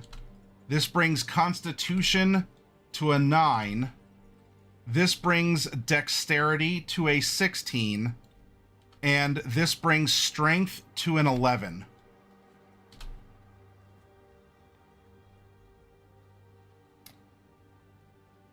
Mathok, hello. First found your channel back in 2017-18. Left for a good while. Glad to see. Yeah, that was the beginning. It was 2018. It was January of 2018. Math, and thank you for coming back. We've done a lot. We've gone through campaigns. We've done a bunch of 3-parters with community members to teach new games. I'm going to be putting out a solicitation on our Discord so that 2 or 3 of you will join me and a couple others. And I'm leaning towards running a longer form Cyberpunk Red story. Not just a 1 or 3 shot, whether it's a 4-year long campaign like Chroma Company was, but at least a longer form story. We've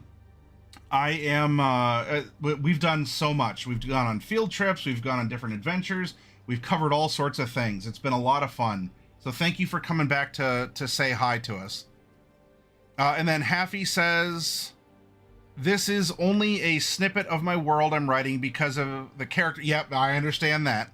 Once a tech and magic pioneer, aimed to harness primal elements. Secretive board prioritized profit, leading to global catastrophe due to uncontrolled elemental fusion experiments. Research sites now abandoned. What I really want to do is I've been wanting to get into a campaign to play for a bit because it's been some time, but can never find the right group or have the time to do so, but I could tell you what I would want to play as my character. But yeah, express it here, and Haffy the Hound, if you use Discord, we have a looking for group section. Exclamation point Discord, you're welcome to join us there and talk about it up here too. And with that world concept, if you want to go into elements of socioeconomics, or you want to go into morality versus progress, you want to go into some sort of post-apocalyptic survival theme, it's giving you a lot to think about and a grand stage from which you can run. All right, so we have this. We will take a feat. We also, actually, you know what? Let's take that feat right now. We're gonna go to chapter. We're gonna go. Come on, classes go up. Oop, personality background. That's equipment. Chapter 6, feats. What would be the feat that he would have?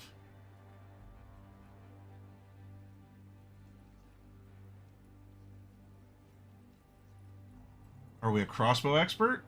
You ignore the loading quality of crossbows with which you're proficient.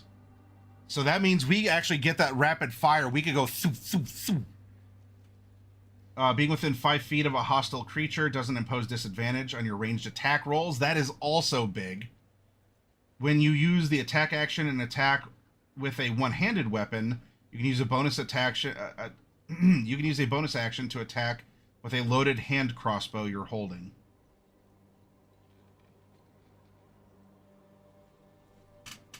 So that is something that we can look into. Crossbow expert, I think, would be a good one for him. So we can, if we can ignore the loading quality, we are a turret. We are a heavily armored turret, just and giving commands from the rear, right?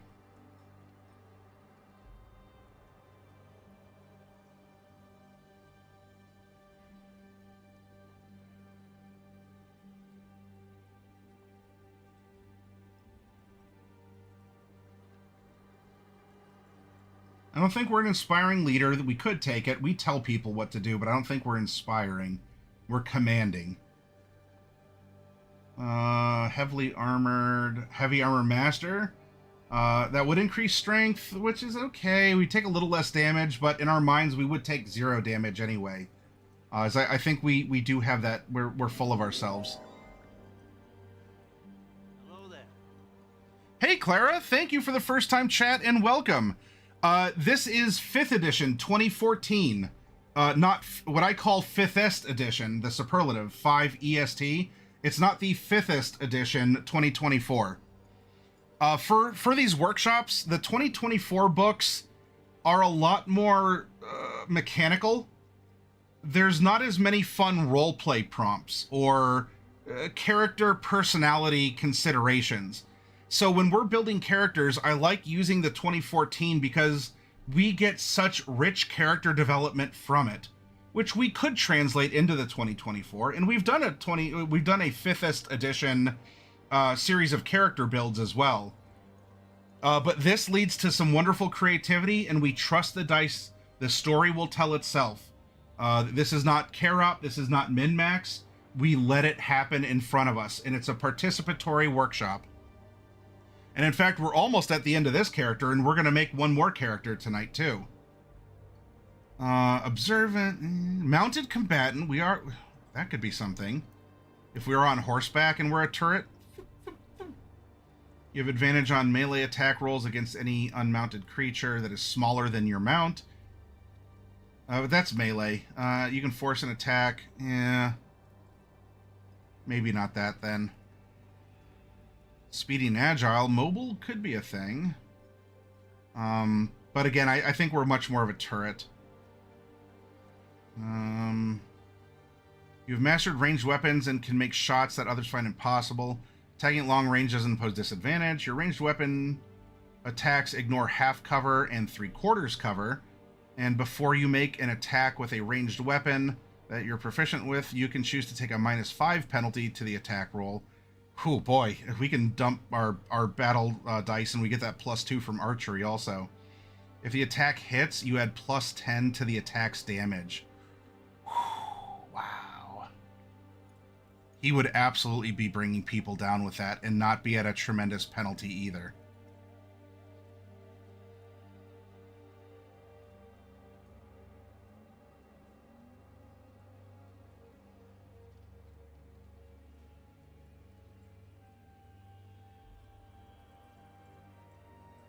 He needs to be the best. He needs to be the leader. Ignores half cover and 3/4 cover.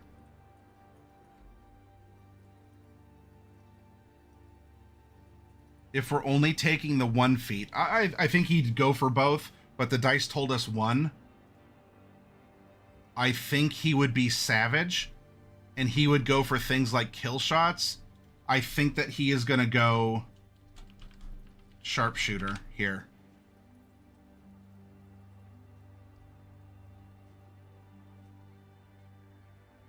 Now we have these extra points that we can put into our stats. I think as this is his everything. We're going to put 4 into Dex, and his Dex is max. Con is dump stat. I'm fine keeping it at 9. I'm happy with that. From here, because this is really, I mean, this is what he does. We have 4 more points. Is he just Dex and Int? We put a little fighter. All right, let's do this. Let's put 1 point in intelligence. Let's put, do we want to increase his charisma? He tells people what to think and what to do. I don't think he needs to be very charismatic. He just tells people. Everything I do is for the common people. At least that's what he's telling himself. I judge others harshly. I'm not going to even worry about that. So we have 1 in wisdom. Or, I'm sorry, 1 in intelligence. I guess we'll put 1 in strength. And then we're going to put our last 2 in wisdom.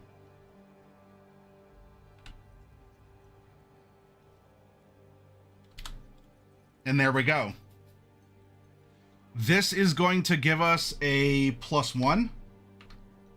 This is going to give us a +5. This is going to give us a -1, a +3, a +3. And you know what? Sharpshooter works. Would he be skilled instead? Any combination of 3 skills or tools of your choice. Would he actually take skilled as a feat instead of sharpshooter? I don't know. Jedi Prime, thank you. Thank you, Alex. No, going sharpshooter punishes people. Everything I do is for the comment, yeah. He is very singular. I don't think he needs to project anything than projectiles. So there's no need for athletics. There's no need for sleight of hand or stealth. Maybe in intelligence stuff for history, or maybe nature. But again, he goes out and hunts. You know, he has a target. So I don't think that's necessarily...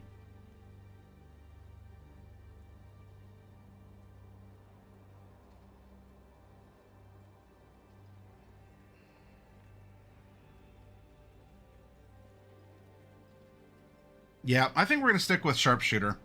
And this gives him a +1 charisma. So all of this here is going to be +1. That's going to be a +1. That's going to be a +7 on the throw.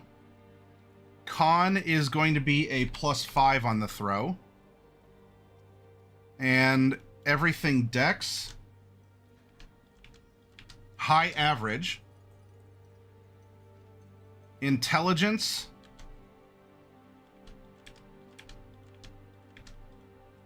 +9 on religion, +3 on everything else. Kind of well-rounded here. Then we have similar with our saving throw, medicine, survival, and then we have our +9 for animal handling, insight, and perception. And there we go. There's our skills. Passive perception is 19. He is very keen. You're not escaping that. Of course, we do not have dark vision. So you can put an X, or if you want, you can put, we have 0 feet of dark vision. Our initiative is a +5. Remember, he's a glass cannon. He wants to act quickly. Armor class, I don't know. It doesn't really matter. It's a level 17 character.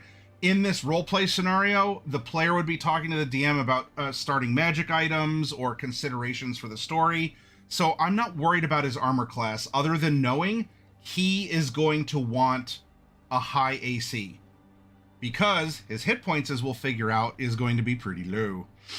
And then to save against our maneuvers, that is going to be proficiency plus 8 is 14, and we're going to add dex, so our DC against this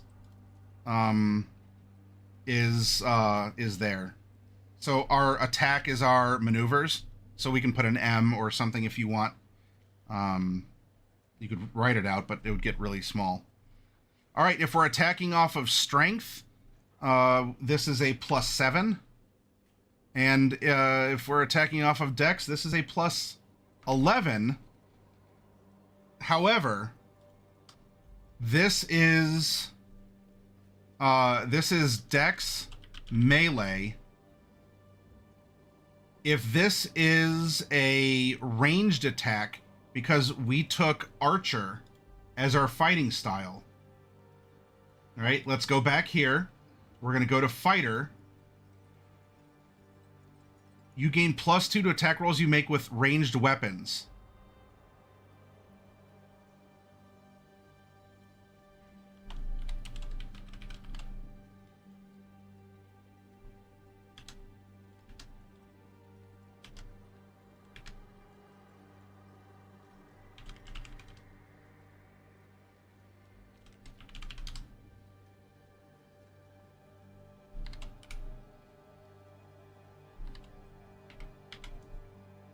+9 and +13.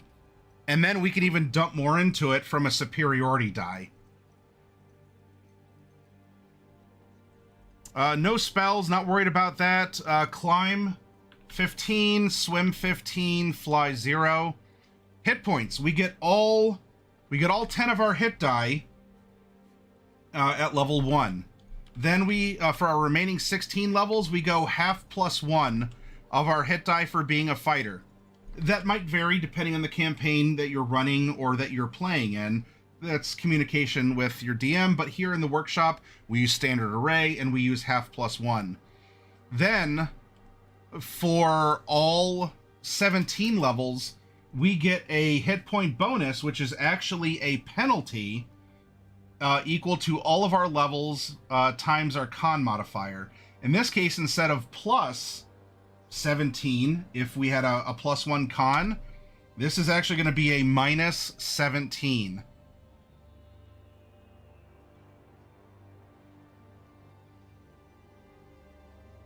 So we have 16 times 6. So that is going to be 96. We have 106. 106 minus 17, so that brings us down to 99. We have 89 hit points. We are fragile at level 17. Now, we have pretty good rounded saves. I mean, look, +7 for only a +1, +5, +5 for having a -1. You know, int and whiz at +3 is not terrible. And charisma, yeah, it's +1, but you know what? This is our worst save, considering our dump stat.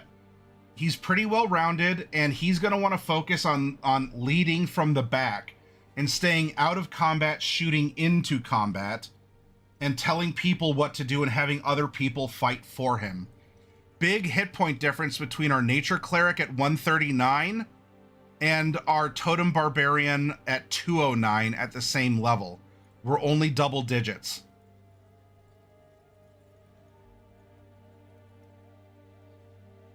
And there we go. We have our character. You know, no spells. I mean, if there's a companion, there's a companion, so I don't need to worry about those pages. We have a well-rounded character. We can make decisions for him based on what we've just made. And this is now a dynamic continuance of the party we've already made.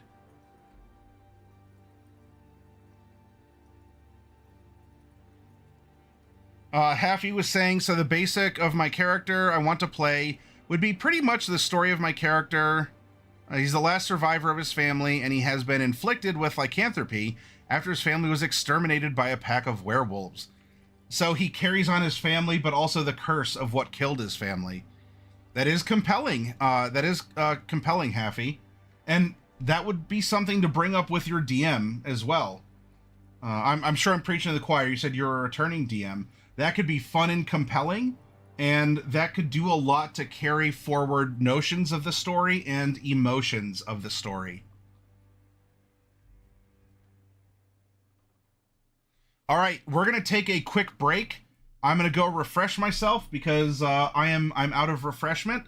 I'm gonna save this character sheet, open a new one, and for Math and Cart and Clara and others who might have joined us, we're gonna start a brand new character. I'll be calling on you in the audience to get in on the dice rolling. You're gonna see how the process works, and another character will unfold, especially as we see how he or she might fit into the party as we've made it so far. So hold on tight. We're going into our springtime break screen from our cold winter. The seasons change, as do we all. It's now springtime, and I'll see you in maybe about 5 minutes or so, okay? So hold on tight.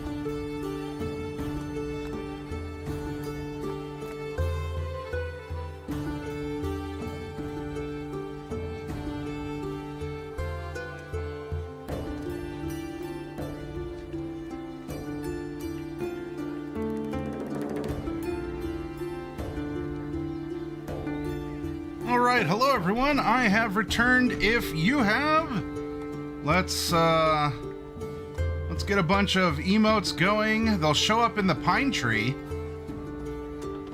For those of you who subscribed, thank you, and you have access to so many emotes. Even more so if you have cheered on the channel with bits. You unlock a ton of extra emotes.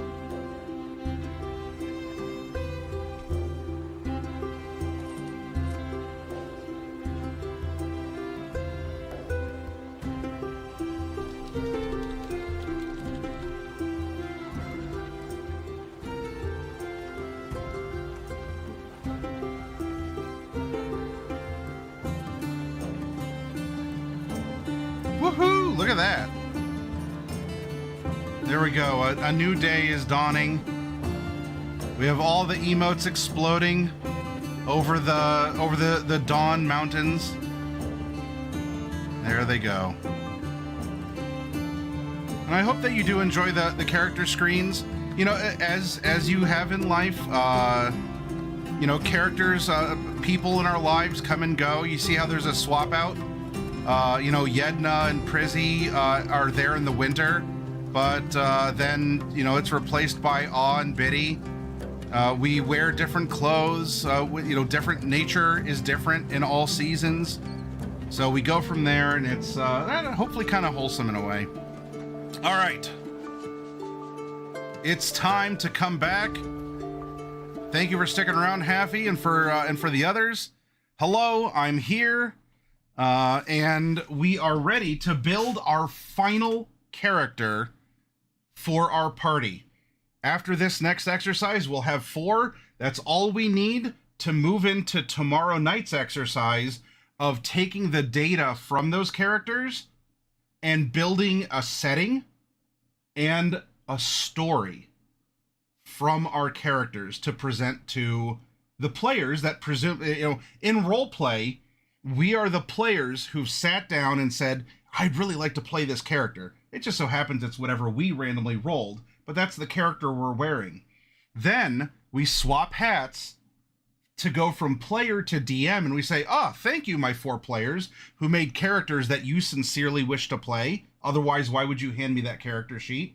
I will take those character sheets and I will look them over, and I'll let you know what we're going to do with them. Thank you. And that's the next part that we're going to play. Okay. I do, Haffy, yes. And welcome, Clown. How you doing? Thank you for joining us. Is there something about it, Haffy, that you had a question about? Or is this a reference to a character within it?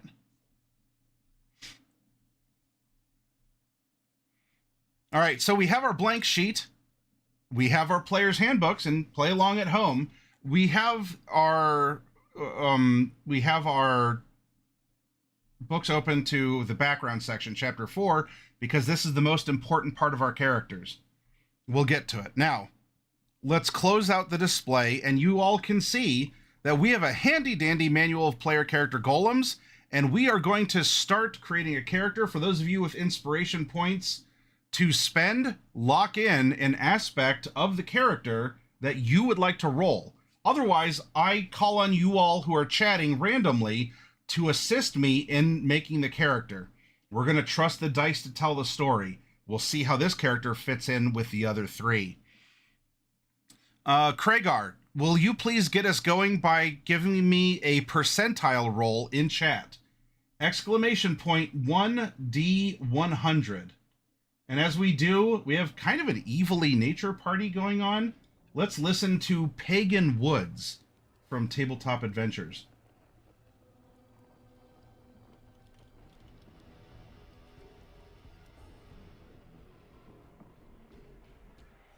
Hi, Sierra. How you doing? Oh, Fav does not want to Fav today, so I'm I gotcha, Clown. All right. Of 14. All right, so we have 3 female characters and 1 male character.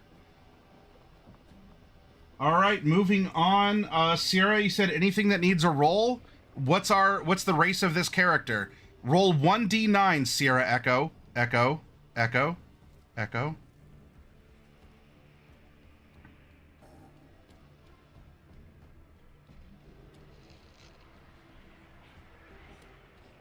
Lands on a 3. An elf. We have a female elf, and specifically which kind of elf? Clown, type exclamation point 1d3, please. 1d3. And Lucius, I would like you to give me a percentile roll to learn the alignment of this character. 4. All right, clown. That means you can either roll again, and in this case, I guess I'd go for a d6, or you can choose the type of elf you would like. You broke reality, you rolled a 4 on a d3. You can choose drow, high elf, or wood elf, or you can simply roll again. You might be on a cooldown for the d3 and just go 1d6. And we'll go 1, 2 drow, 3, 4 high, 5, 6 wood. All right, you're choosing drow? Okay.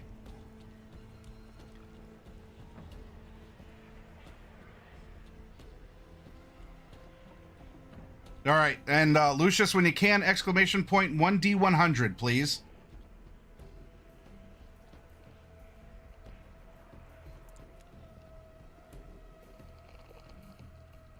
All right, female, drow, medium-sized, level 17.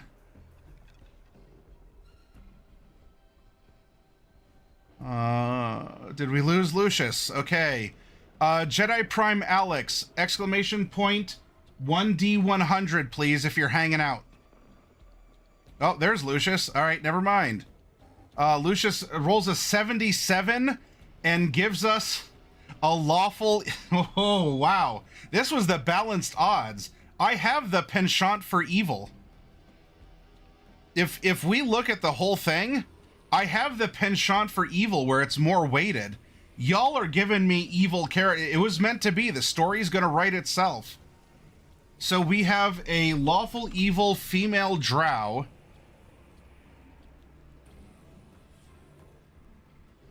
Evil? Math, I would like you to also give me a percentile roll.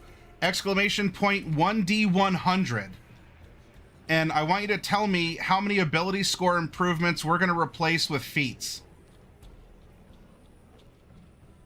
75, 1. Well, all right, we all have a little bit of specialization. So we are going to take 1 feat. 1 will be replaced.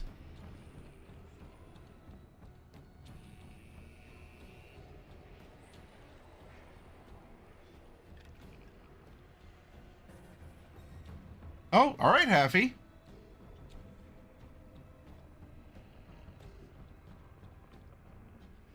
Now, our background. Haffy the Hound, would you please type exclamation point 1D18 in chat? Exclamation point number 1, letter D, number 18 in chat. And tell us the most important feature of our character. You get whichever one is this. Background 11. Another noble? Oh my gosh, the story is going to write itself. Another noble.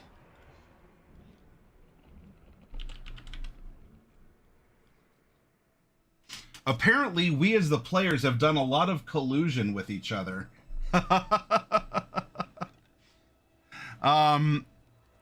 All right. So, Miller, could I get a 2d8 roll from you? And, Raven, are you here?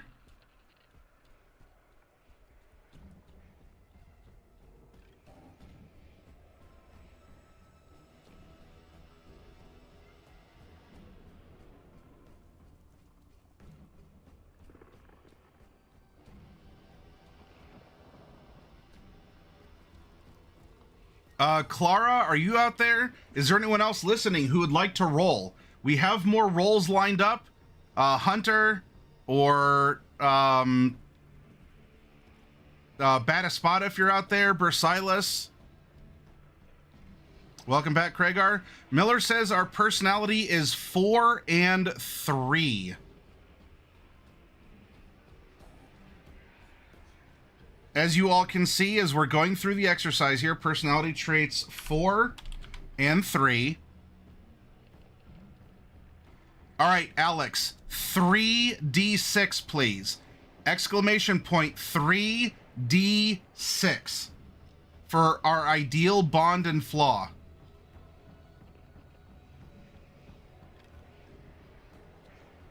Six, 4, 1. There we go. Excellent.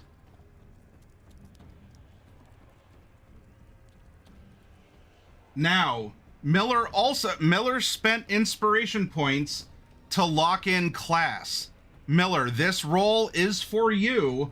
Please give me a 1d12 roll in chat to help us determine our class.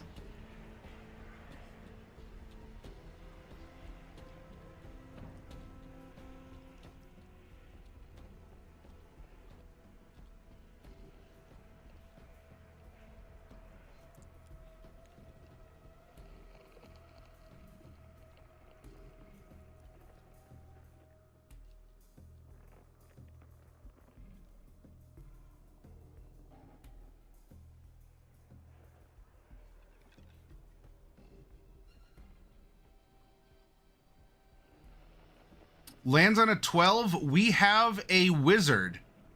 Now, which kind of wizard are we? Lucius, 1d8, please. 1d8.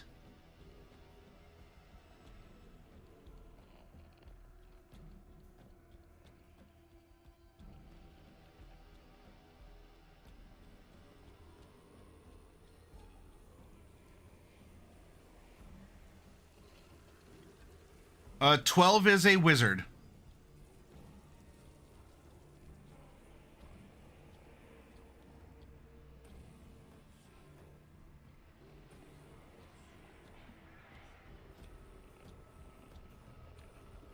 Lucius tells us that we have a transmutation wizard.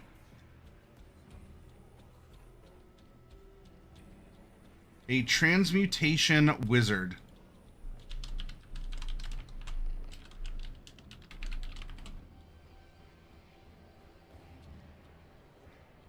So a druid, just as our fighter was a ranger. This is a very roundabout, very natural party. All right, we have a transmutation wizard, and then we get into. I'll roll this one! Exclamation point 1d100. Stops on 17. We have a young adult. Another young adult noble. Wait a minute, is that what the half-elf is? Human and drow? And we actually have the two other siblings from the halves of the family? Holy moly, is this story writing itself? Holy moly. Okay, we have a young adult. All right, Alex. And we're going to add 1. Oh, how precocious. She is 12. All right. And so how did she get to be this powerful? I don't know. Magic, apparently. However you want to roll it. Now, we randomize it here. Is this a story element? Did the transmutation magic? Is this like, who's the character from the Switch Zelda series who was like de-aged back? Is she actually 12? Does she just look that way? Is it a part of the magic or how she carries herself? If you want to roll with it, maybe there was some sort of whatever. Or you lean into it, say this is an isekai anime we absolutely have an anime protagonist because, honestly, at 12, the next thing you're looking forward to is being in a high school fighting series. And then, after you reach student council, after you graduate from there, you don't go to college, you fight God. So that's just how this power curve works in this concept, or however you want to roll with it. Now, in this case, too, if you say, if you were the player, and you may want to open yourself up to this, you say, I don't want to play a young adult. I've never played a middle-aged character before or an older character, then you could just choose that way. But let's roll with what we have. We have a young adult.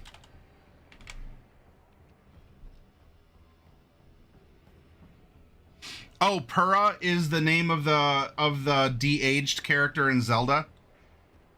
It writes itself so much, should really follow up on these and use them in the new campaign.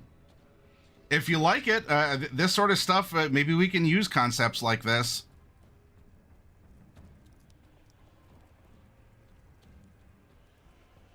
Yeah, this is rigged, Kragar. You got me. She started Magic very young, apparently, and she's still there. All right, Clown, will you please, let's see, we need to go over here. We're going to go to Drow. And for this, Clown, I need you to give me, you know what? Just roll 3d6. Exclamation point 3d6. First 2 is height modifier. The last one is the weight modifier.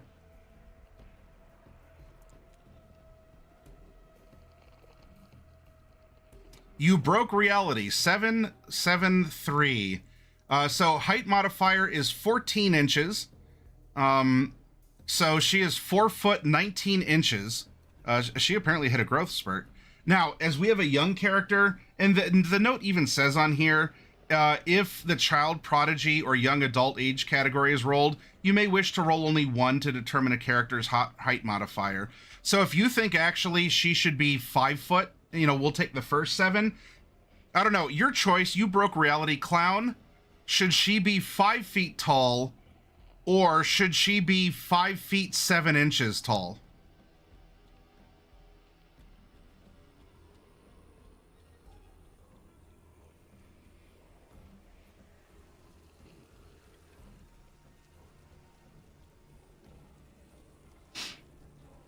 All right, so 7, and then we're going to multiply that by 3 and add 21 pounds. So she is 5 foot 96 pounds.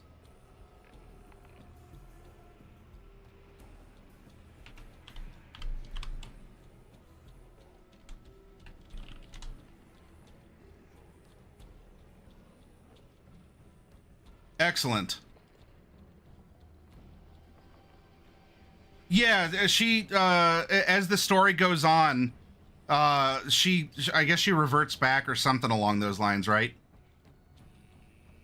But it's for cases like that on the worksheet we have something like, oh, a child prodigy and you're just this brilliant whatever, or maybe there's magical circumstances or whatever. We put it out there because, hey, it could happen, or it's a unique situation, so let's consider what happens. Excellent. We have our placeholders. Now, with our books open, let's find out, what does this mean? We're going to meet the character. Now, we know that we have a lawful evil character. That is not everything about her personality. Not at all. That is simply a filter through which we can understand her decisions. So, from Noble, let's add in what we get here. We get history and persuasion.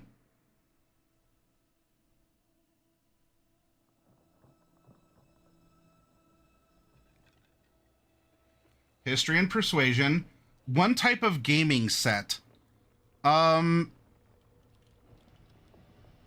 can I have you roll 1d4, please? Exclamation point 1d4. We get a language of our choice. So as an elf, I believe we get common, elven, and then we're going to get one other for being a noble.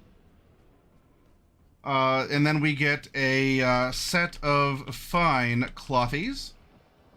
We do get a signet ring. We do get a scroll of pedigree. And then a purse containing 25... Now, we're level 17. We're going to have more than this, but going through the exercises of making a character from the beginning. Dose. All right, we are skilled with... I think that... I want to say that's Dragon Chess. We're going to say Game 2. I'll look that up in a moment. Now, our feature is either going to be Position of Privilege. That's what our first noble had. And she, I guess, is the older sister, because we have a young adult. She's 20 and is 6 foot tall and 215 pounds. Her brother, I guess, from how this is seeming, is 5'11" and 200. And so the little sister is 5 foot and 96.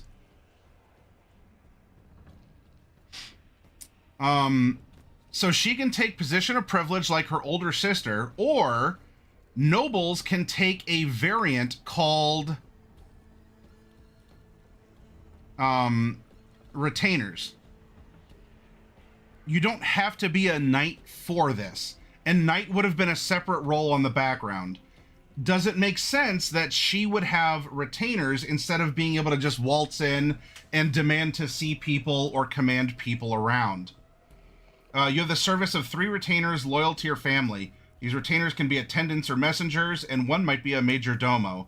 Your retainers are commoners who can perform mundane tasks for you, but they do not fight for you, will not follow you into obviously dangerous areas such as dungeons, and will leave if they are frequently endangered or abused. So we might go retainer, but let's look at her personality first. And we're doing this before anything else because this is the most important part of your character. Forget about your scores. Your scores do not matter. If you get a +2 or a +3, doesn't matter. Forget about that stuff. Let's meet who our character is first. Her first personality trait is 4. I take great pains to always look my best and follow the latest fashions. All right, so she's a fashionista. Loves dressing up in some way. And then 3. No one could doubt by looking at my regal bearing that I am a cut above the unwashed masses. Oh, ho, ho, ho, ho, ho. She dresses well, and she carries herself even at this actual or apparent young age. That she, of course she's in command and in control. No one would doubt that she is nobility.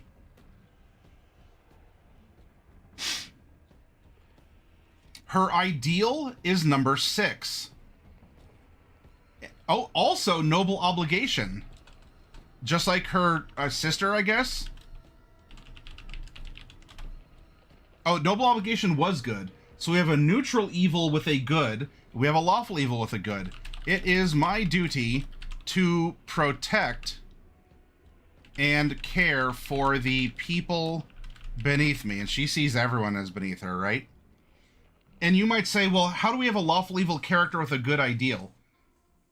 Just because she carries herself in that fashion doesn't mean she doesn't still care about others. She'll prioritize herself first, but she is taking it seriously that as a noble, if she is to demand from others to recognize her as such, that she also has this noble obligation to serve the people, or at least command them, or whatever, right? To show off to them. Of course, the peasants are, admire me in my dress. It's the latest fashion. I'm doing them a service. I'm inspiring them. Maybe the local tailor will take this fashion cue, and this will generate income for the village I pass through, or something along those lines, right?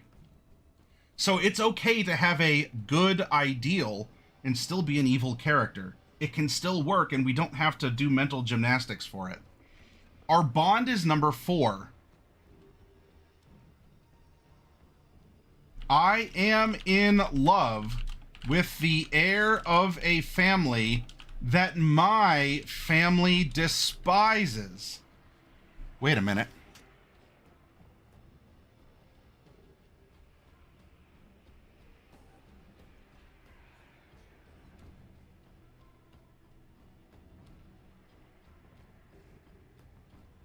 Does this make the full-blooded human and drow enemies of enemy houses and peoples? The older sister first character is a product of that, and perhaps in a way this character looks up to the older sister and one day also wishes to realize this kind of unification by, and hopefully not a Romeo and Juliet situation by the end of it all, but maybe sees herself as a unifier. And while her older sister is, stern or embittered or is caught in those gears, the younger sister, taking some empathy for the older half-sister, wants to continue this to bring about some sort of lasting peace for the people or for herself. Look at all these story ideas that are just pouring out of some random dice rolls. I'm in love with the heir of a family that my family despises. Now, depending on where you want to go with this could also mean that, we're talking about spiders and drow. Oh, what a tangled web we weave, as we have 2 fully distinct other houses. But there could be some sort of a unification goal in the future. I'm going to leave that up to you all. Whatever happens at your table, that's for you all, right? Keeping it broader, this could be like she sees the example of the older half-sister and looks to say, you know what, I can do this, and maybe I'll even be better at it than my mom was with her dad to produce her. I'll have an even better family because I see what this has done to my sister, or something like that, right? And then her flaw is number 1. I secretly believe that everyone is beneath me, even though she is 5 feet tall. What's the anime? It's something Tasha the Evil. It's like the story of Tasha the Evil. It's like this like little evil general or leader of a country, like super short, leads battles and conducts a war. And she's like super, like she sees everyone who's taller than her as beneath her and conducts herself as such. My brain knows what I'm thinking, but those words might not have been great.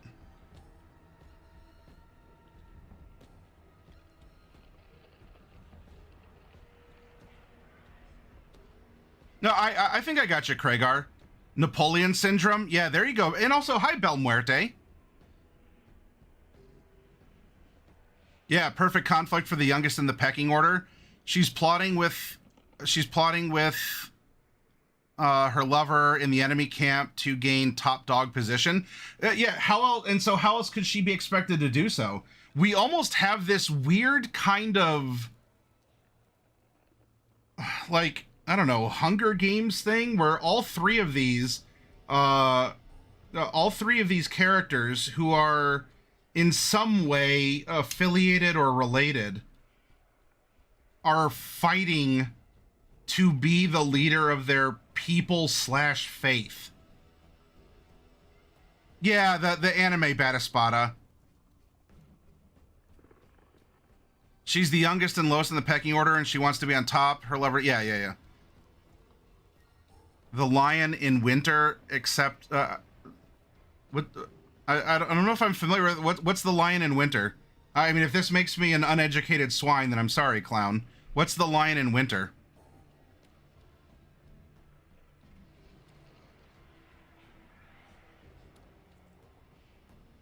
I secretly believe that everyone is beneath me. I'm in love with the heir of a family that my family despises. Noble obligation, it is my duty to protect and care for the people beneath me, and that's everyone, right? I take great pains to always look my best and follow the latest fashions. No one could doubt by looking at my regal bearing that I am a cut above the unwashed masses. Lawful evil, she follows the guidelines of her nobility and or faith. So she stays within them, but she is also very she's full of herself. She's very haughty, very, kind of a thing, right? Secretly believe that everyone is beneath me. I'm in love with the heir of a family. Okay.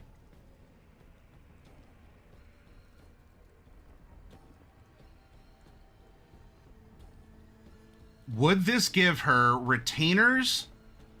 So retainers is just that. She has 3 people she can send out to do things. Or position of privilege. Thanks to your noble birth, people are inclined to think the best of you.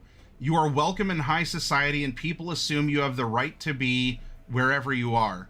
The common folk make every effort to accommodate you and avoid your displeasure, and other people of high birth treat you as a member of the same social sphere. You can secure an audience with a local noble if you need to.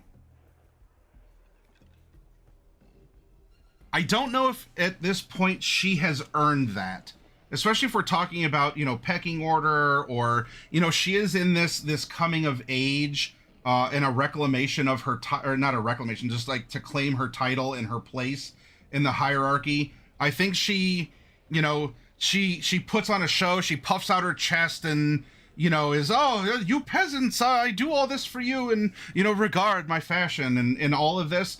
She carries herself so overtly because she doesn't have that position of privilege yet.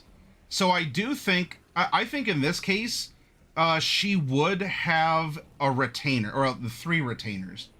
Now, of course, we could always go through and stat them out. They're commoners. We could imagine what those 3 retainers are. If we have some kind of a brisk little, a summation. The prompt says they can be attendants or messengers, and one might be a major domo. Your retainers are commoners who can perform mundane tasks, but they do not fight for you, will not follow you into obviously dangerous areas such as dungeons, and will leave if they are frequently endangered or abused. Now, the retainer could even be that lover from the other family, who has been captured and made to serve. Meanwhile, it's actually keeping him close to her. And so even though she, has to carry herself in such a way and is mean, like, oh, servant, it's draw, I'm tired of the day's march. Draw a bath for me, please. Set my clothes out and whatever. It could be a situation like that where she actually, so this captured person or whatever who's in service to her family might actually be the one that she has a crush on. She just can't express it because of how she's expected to carry herself and how she outwardly carries herself. But inwardly, maybe she finds his situation unfair, or while she is kind of bullying him around or whatever, she actually feels bad about it. But she's staying in the confines of the law and what is expected of her. So she's not just going to have him killed, but so he gets all the bad tasks, but he does them. And so that actually keeps him safe from anyone in her family being like overtly, no, I don't like you traipsing. I carry that, this person's in my retinue or my entourage because I make him do the humiliating stuff. Everywhere that I go with my family members, he's the one who has to He's the one who has to dig the latrine. He's the one who has to forage for berries or something along those lines, right? It could be like that, or it's a more distant NPC, and the retainers are simply fun little, side personalities that the player of this character wants to also bring into the game. Because they're non-combatants, unless the DM says otherwise, they're not going to slow the game down or be a distraction, but the player can put different voices. You have the major domo, the personal attendant. Yes, very well, ma'am. I shall draw your bath, or I'll fix your berries the best way that I know that you enjoy them. Or something along those lines. And then we can pick out fun, 3 different personalities that would enhance this character. Anyway, let's move on. We know who our character is. Presumably, we have enough information, we can start imagining this stuff, do world building, make decisions. This is the fun and creative. Am I ever this animated or smile or, all this cool stuff when we're talking about stats? Does it matter if she has a +2 or a +3 to charisma? It doesn't, because all of this already exists. This is a living, breathing part of this character manifested in the world. Her stats do not matter at this point. And that's why we make the stats fit the character, and we meet the character first. Now, after all this, we know who our character is. So, what is our character? What is our character? And that what... Our dex score increases by 2 as an elf. So we know that we're an elf. Dex 2. Whoops. D for dex. 2 for 2. We are 30 feet. We do... Oh, dark vision's actually not going to be 60. It'll be a little bit more. We'll get to there. We have proficiency in perception skill. Fey ancestry. And we also trance. Common and Elvish. So we have that. And then we have our subrace of Drow. Your charisma score increases by 1. We have superior dark vision out to 120 feet. Sunlight sensitivity.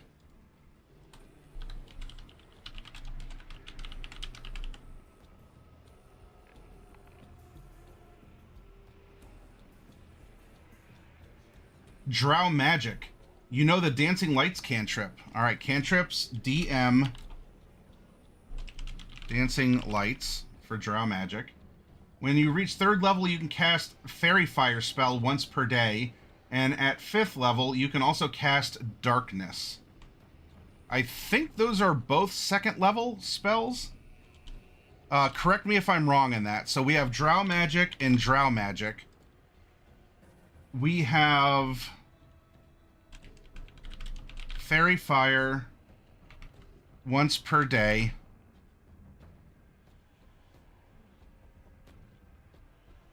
And this is based off of charisma, and darkness once per day off of charisma.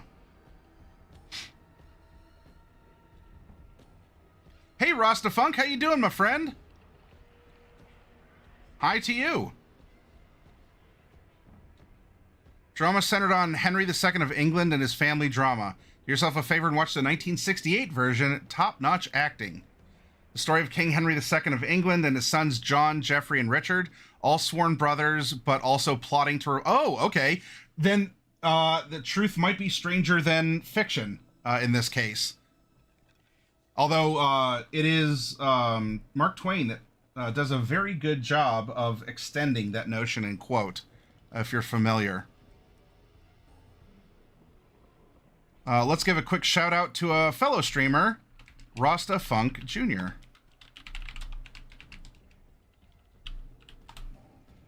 Whoops. Wrong command. Or wrong name. There we go. Thank you for stopping by, Rasta. And we get drow weapon training. You have proficiency with rapiers, short swords, and hand crossbows. All right. That's weapons. We're going to simply put DWT, since it is a curated list, drow weapon training. Now we know who our character is. We know what our character is. How does she exert herself into the world? That is our class. The class answers the question of how. And we have a wizard as the how. Our proficiency bonus is +6 for being level 17. We are going to know by this level 5 cantrips. 1, 2, 3, 4, and 5.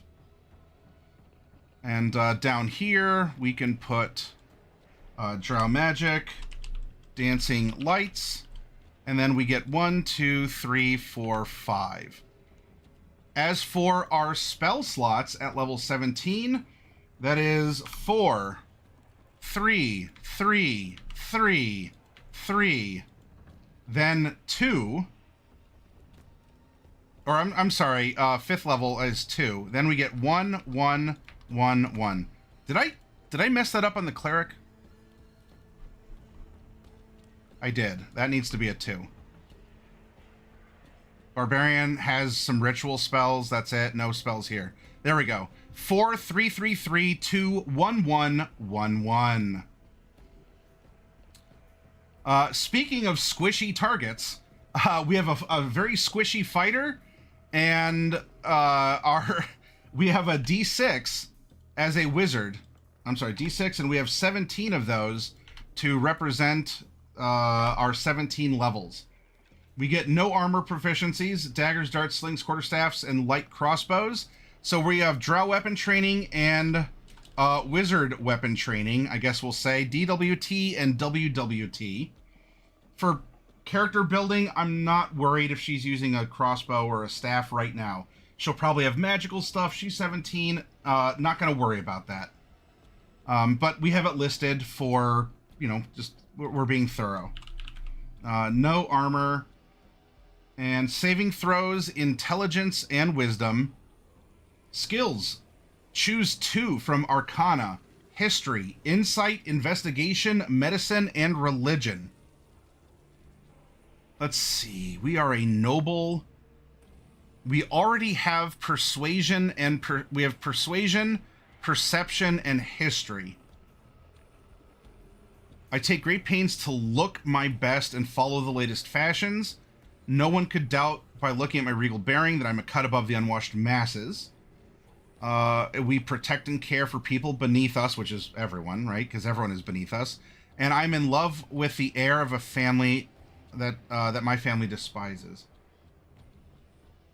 If she needs to stand out, and if she needs to show in her own way she has control, we're a wizard. I almost want to say Arcana. We already learned History. Insight, I don't think she's good at reading people. I don't know if Wisdom is her dump stat. Maybe it will be. But she projects. And in fact, she probably looks haughty and stuck up.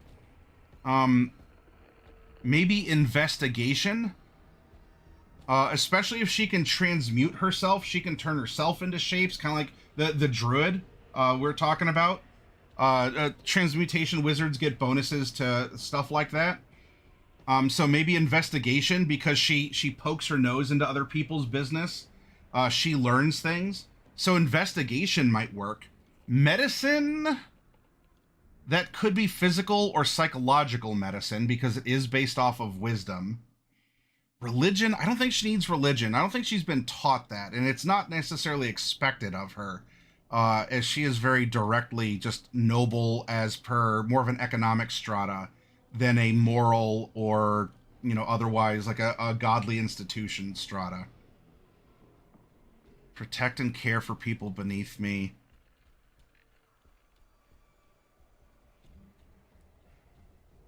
Maybe in that self-perception, yeah, wisdom might not be her strong point. So maybe medicine isn't it, and we're gonna go investigation. So she can snoop. She can be as trifling as she wishes to be, and she learns things.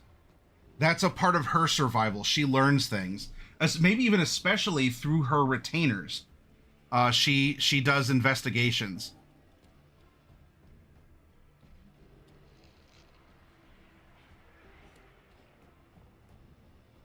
She already has history, Miller. Otherwise, yes.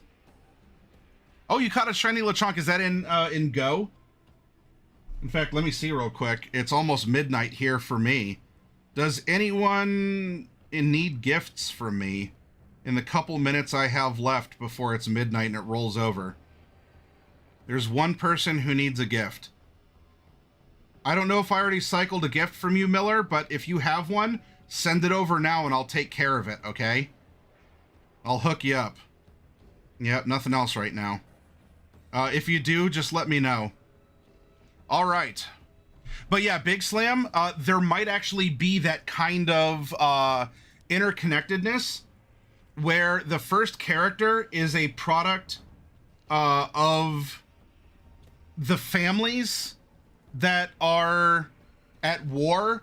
So her half-brother and half-sister are in their own full-blooded families. She's the product of that, and is as maybe the first one or something happened that produced her. This is now leading to, well, maybe there's another way to actually connect.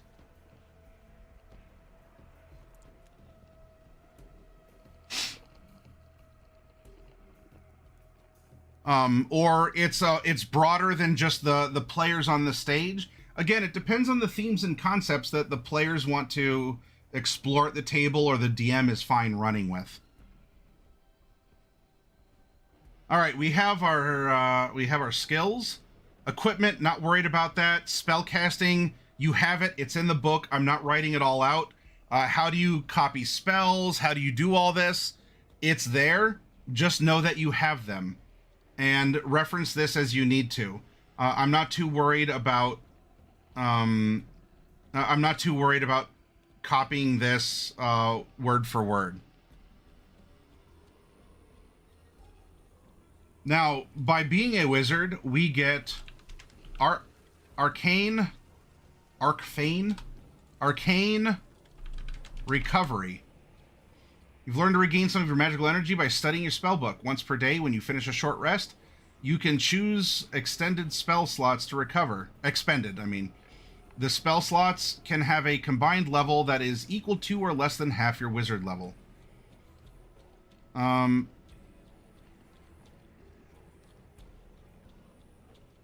So I guess we just put the note here. 8 slots. Our Arcane Tradition is our subclass, so we'll get there. ASI will get there. And then we're just shy of Spell Mastery. That's next level, so not worried about that. So congratulations.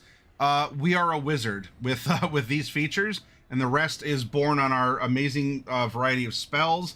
And then our specialty school, which was the last one here, School of Transmutation. We are a Transmutation Savant. Beginning when you select this school at 2nd level, the gold and time you must spend to copy a transmutation spell is halved. Then we also have Minor Alchemy. Starting at 2nd level, when you select this school, you can temporarily alter the physical properties of one non-magical object, changing it from one substance into another. You perform a special alchemical procedure on one object composed entirely of wood, stone, but not a gemstone, iron, copper, silver, transforming it into a different one of those materials. For each 10 minutes you spend performing the procedure, you can transform up to 1 cubic foot of material. After 1 hour or until you lose your concentration, as if you're concentrating a spell, the material reverts to its original substance. That's a lot of mischief, by the way. That's a lot of mischief, and from my personal experience running for someone who has spells that do similar, you can ruin the economics of a small town and get out of there before anyone notices. You can tank the economy of a village if you pass through and dump a bunch of precious metal that ain't so precious an hour after you pay for the stuff and leave. Then we get a Transmuter's Stone. At 6th level, you can spend 8 hours creating a Transmuter's Stone. You choose a benefit. Dark Vision out to a range of 60. So I guess we had Dark Vision out to 180 instead of 120. An increase to speed of 10 while unencumbered. Proficiency in con saving throws. Ooh, that could be good. And resistance to acid, cold, fire, lightning, or thunder, your choice, whenever you choose this benefit. Each time you cast a transmutation spell 1st level or higher, you can change the effect of your stone if the stone is on your person. If you create a new transmuter stone, the previous one ceases to function. And then we're a shape changer. So again, we're not a druid directly, just as we weren't a ranger directly. But we are a shape changer. At 10th level, you add the Polymorph spell to your spell book, if it is not there already. You can cast Polymorph without expending a spell slot. When you do so, you can target only yourself and transform into a beast whose challenge rating is 1 or lower. Once you cast Polymorph in this way, you can't do so again until you finish a short or long rest. This is why Investigation comes in handy. She can turn into an animal, whatever. CR1, there's a lot of stuff in CR1. So she can change into a beast, and she can look or listen or infiltrate or do a lot of stuff. Until you finish a short or long rest, though you can still cast it normally using an available spell slot. Okay. Master Transmuter. Here we go.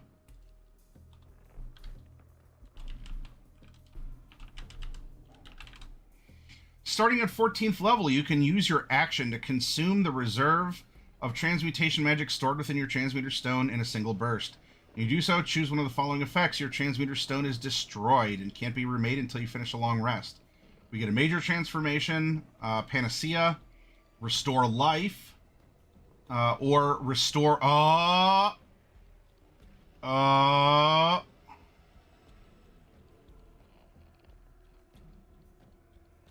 Uh-oh, Pescatios. Did we find out what happened? Did the story write it? Now, is she... she could still very well be the youngest and only be 100 years old. Does this explain... or is she actually just young? It could be either way. Let's talk about the options. Let's talk about the inspiration. Restore Youth. You touch the transmuter stone to a willing creature, and that creature's apparent age is reduced by 3d10 years to a minimum of 13. Or I guess whatever would be the equivalent in different racial morphology, right? This effect doesn't extend the creature's lifespan.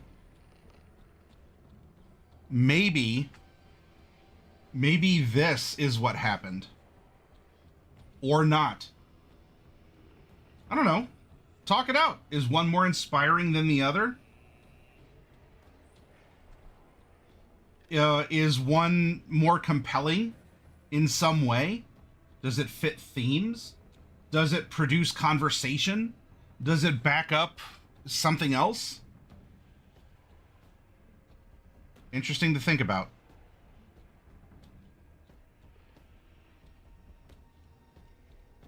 All right.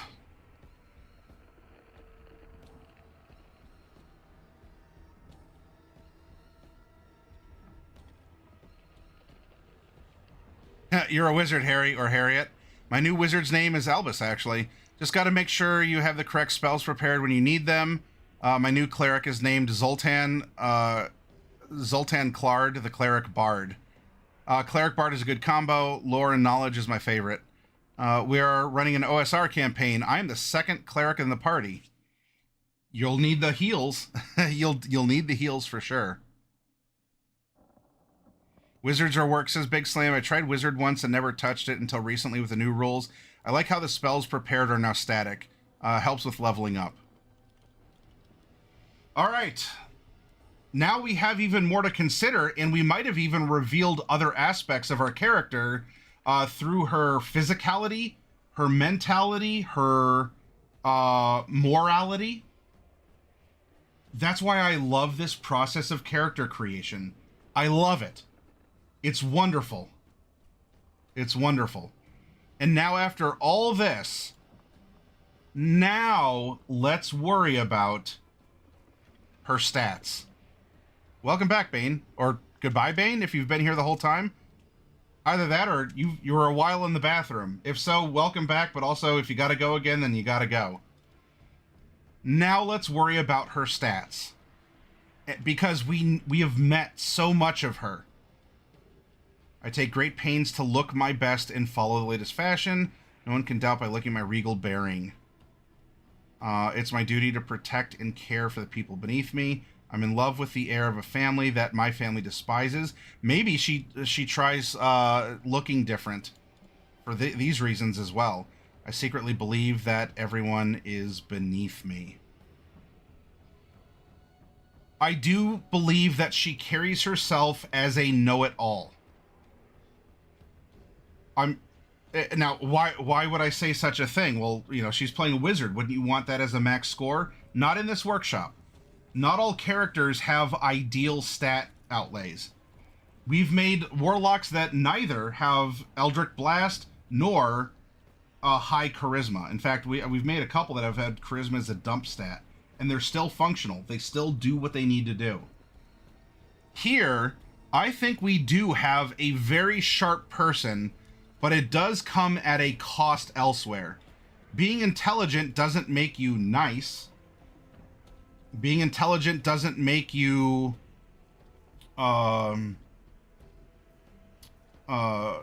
perceptive in some way. So I think we can get away with giving her the 15 here.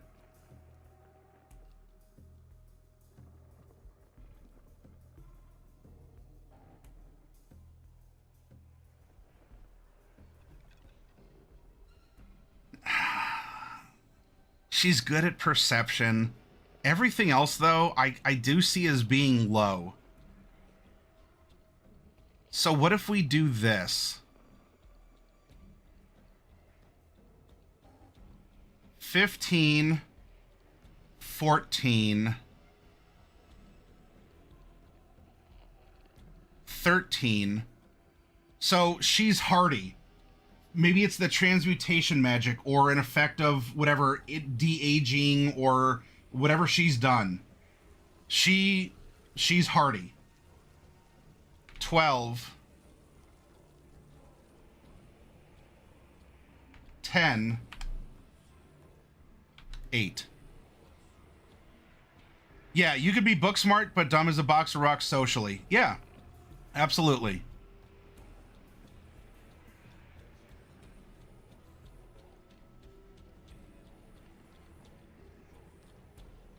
Now, if you have another stat outlay you'd like to see, hey, share it. We can have fun with this. Or if you say, well, it's 6 to 1/2, half dozen of the other, give the charisma the 13, because that'll go up to 14, and then just give her a straight up 14 con. So she's just already naturally sturdier. All right, if we do this, this is going to give her... that will bring her charisma to 14. That will bring her dexterity to 14. And now we're going to take 1 feat. Other than we get 4, 8, 12. But then our last ASI is going to go into a feat of some kind. Let's apply the feat first. We're going in feet first, everyone. And what is going to work for her?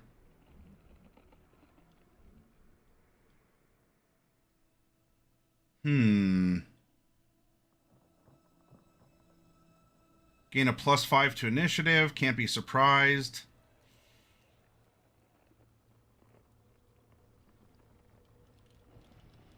Elemental adapt. Well, not that we can't cast Fireball, but we also transmute. Spells you cast ignore resistance to the damage of the chosen type.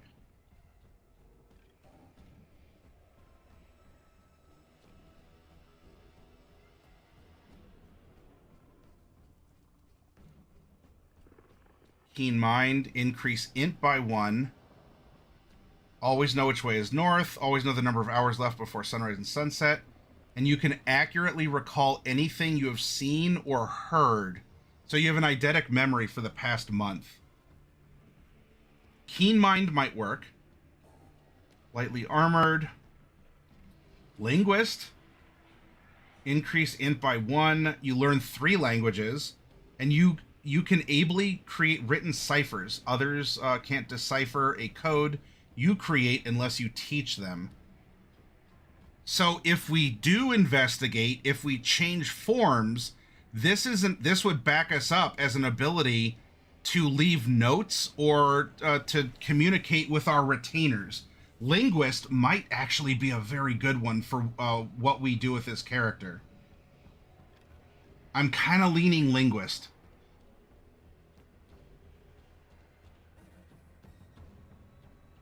Observant. While speaking a language you understand, you can interpret what's being said. She speaks 3. May not be bad. You have a +5 bonus to your passive wisdom, perception, and intelligence investigation.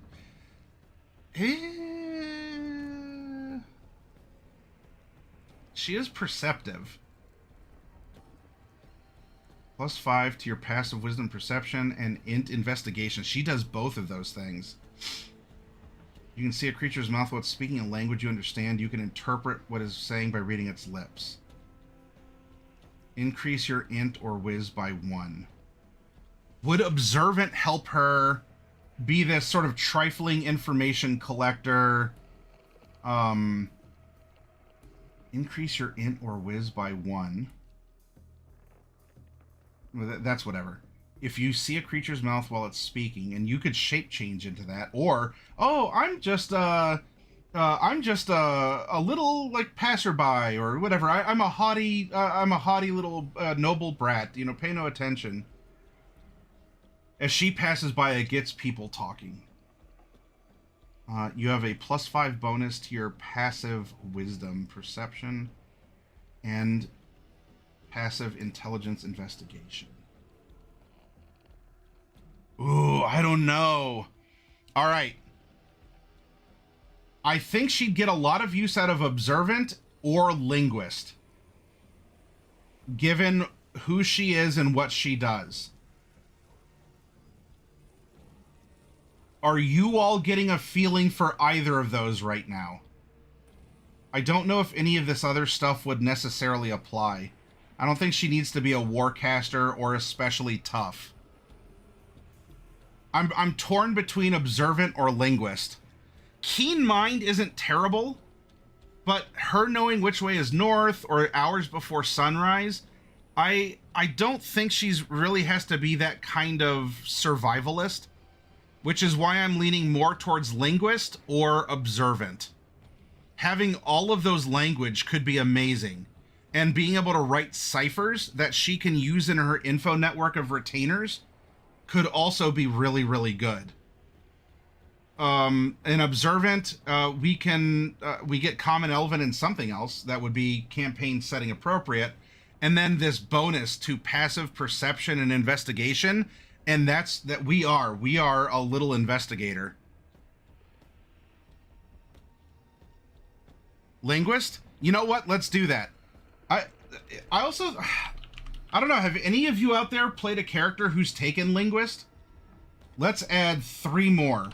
1, 2, 3. 1, 2, 3.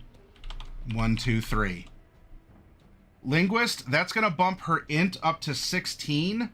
And then we get that ability to write ciphers. And I think that's going to work with our retainers. And it's already going to go into our skills that we have. I think we're good on that. Now we have these 6 points that we can distribute throughout the throughout everything else here.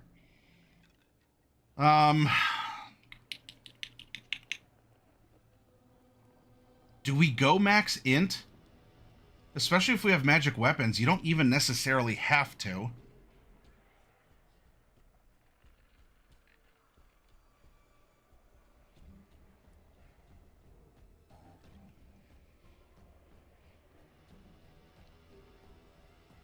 Going higher dex isn't bad, especially because we're unarmored. And we can shoot a crossbow if we ever need to, but, you know, we have cantrips as well. Do we go full Smarty Pants? And then, if so, do we drop 2? Do we go higher Charisma? Or do we actually bring Wisdom up a little bit? So that it's, you know, there's a little bit there. I played a Knowledge Cleric, not with Linguist, but he did take the Anthropologist background, so he had almost every esoteric language and was only missing 3 common languages. Was it fun to roleplay? Did it come up a lot, even in a mechanical sense?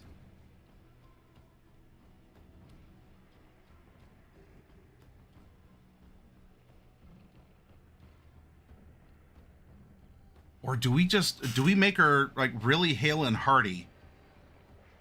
She can transmute for some temps.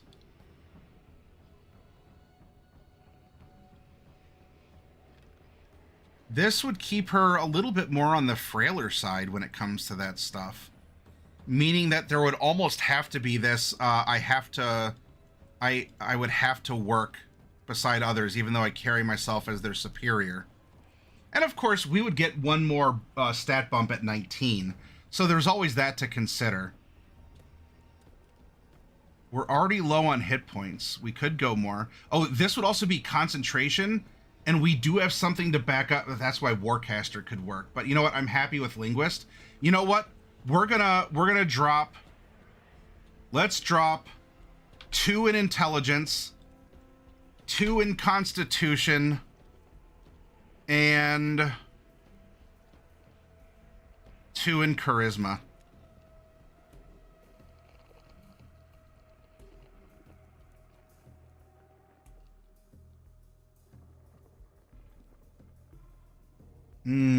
Or Wisdom to get a +1.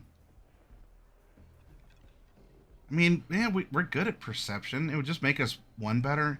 Now, you know what? Let's go. No, not 16. 12. There we go. This is going to give us a -1, a +2, a +3, a +4. And you might say, oh, you're level 17 and you're not at 20. That's true. And maybe there's magic items or circumstances that could, you know, account for that. But remember, you're capped at +5. And the only difference between a 4 and a 5 is 5%. So yeah, over the course of a game, or especially a campaign, you will miss 5% more of your attacks or saves. Is that a lot? When we would be spreading out so many more skills or saves or successes by 5%, instead of putting all the eggs in one basket. Something to think about. That's what I like about 5th edition, is you don't have to min-max because of the caps on things. A +4 at level 17, and especially if there's magic items and things that can help make up for that, is perfectly fine. +2. All right, we're just going to discreetly. Peasants shouldn't bring up her lack of strength, her noodle arms.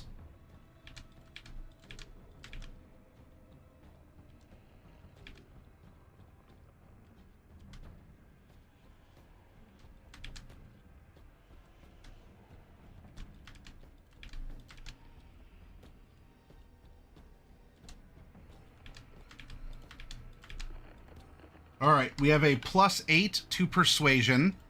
We have a +7 to Perception and to our Wisdom saving throws. We have a +10.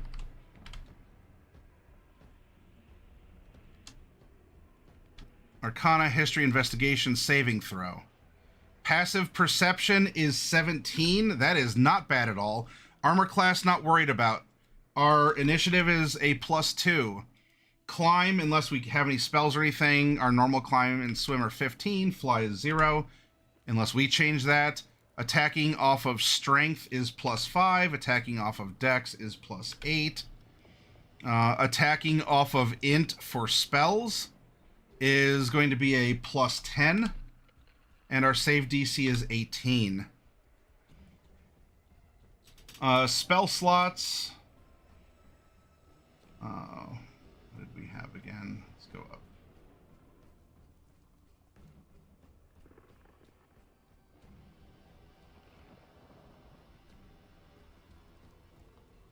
we had...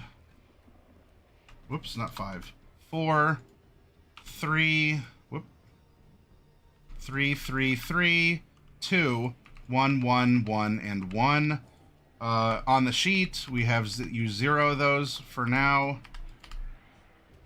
I'm not worried about choosing the cantrips. We have the placeholders in for them. Let's go down here. Our spellcasting ability is off of int, unless it's the charisma ones, but we have a special note about that. It was an 18 to save, and so a plus 10 to hit. I don't... Did our transmutation stone have a number of uses?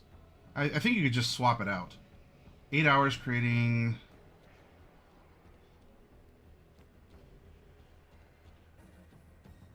Yeah, just choose the benefit. So, I mean, there's only one stone. So I guess if you wanted to measure your shape changer ability or your stone ability, you could list that as whatever this alternate floating. You could use this as ammo or key points if you're a monk or whatever else. So that's fine. But I'm not going to worry about that here. Now, what we can do, the cleric, we discussed how you get your spells. For wizard, it is going to be a little different. And that is because when we come here, spellcasting, you know...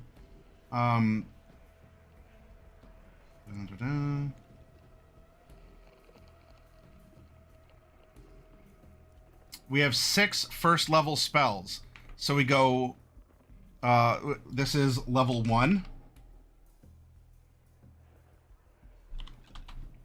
1, 2, 3, 4, 5, 6. Now, every time you level up, you do get an ability. You add 2 free spells for a slot that you can cast. So if you wanted, what I guess a normal distribution would be this. And then level 3, level 4.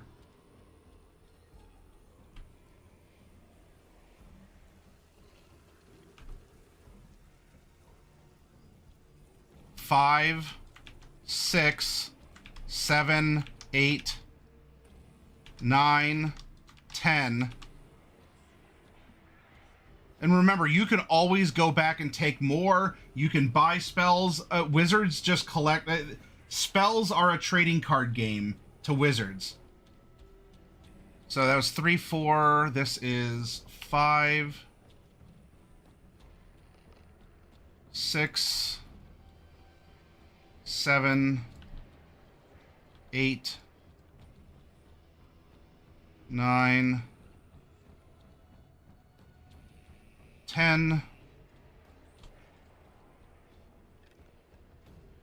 And then we'll just go 11, 12, 13, 14, 15, 16, 17. And if, again, you can take these spells. I'm indicating it like this so we can track when we would have gotten the spells. You can, however you choose to do it, keep it organized. I would also make notes. Did you learn this spell from an NPC? Did you find it in some ancient ruins? Make notes. Your spell book is a diary for your character. That's 11 and 10. It shows where your character has been and what your character has done, who your character has talked to. So don't just have your spell book be very mechanical like this. Have fun with it. Make those notes. Use that as bargaining chips later on. You remember I bought that spell from you 3 months ago in Seaport or whatever. I was really, I need another spell. I bought that one. I have 10 gold on me. Can you do it for 10 gold this time? Or you trade spells. Remember, wizards are card collectors. They trade spells and other things. But if we go off of the normal, leveling, then there we go. Hi, Fia. Or did your character on a week-long bender, which they don't remember, but now know about? Yeah, they took a mind-altering substance, and now they found that they had spells where there were none before. It was a magical adolescence. That's her intimidation. She's physically weak, noble, but a powerful wizard. Yep. I had a linguist for my spy I played. Everyone thought she was the snotty noble elf servant. She could easily listen into chats. Oh, yeah. Belle, I love it. He was my most beloved character. Whenever we had a social encounter and the NPCs tried to have rude side convos, my character would pipe up in whatever language they were speaking and say, "It was a pleasure to meet you." Those are fun roleplay moments. And for any of you out there who get that experience in life, I mean, wherever you live, you might live in a place that a country or just a neighborhood that has a particular language that's more dominant. And if someone thinks you don't speak that language and you do, and you listen to a conversation or you know they're talking about you, and you very subtly let them know that you understood everything, you have fun experiences in life. All right. So your distribution may vary, but that's how that works. Pretty straightforward for a wizard, and there's things in there that we can't account for, just like, do we have magic armor, does she have a magic staff, or anything along those lines. We have our stats, we know who our character is, we can discuss, the retainers, these commoners, who are they, what would they do, what would be their function, how does that work into her being able, through linguists, to be able to make a cipher, or her own special language that could even be added up here. We have our stats. We need to give her a name at some point. But now we have this really compelling party. We have a party of characters who are all kind of related or in very close circumstances according to the setting. And when we have our workshop tomorrow night on creating the setting and then extrapolating a bunch of data from the character sheets in that worksheet, oh, this is going to be a lot of fun. And what did we do? We trusted the dice.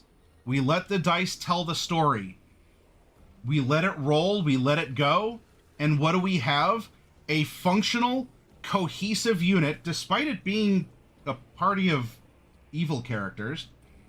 But we'll get to explore interesting societal concepts or morals through them, and sometimes you do run an evil campaign. Sometimes you just do. Maybe this is that opportunity. This is that discussion for us to have. How do you run an evil campaign?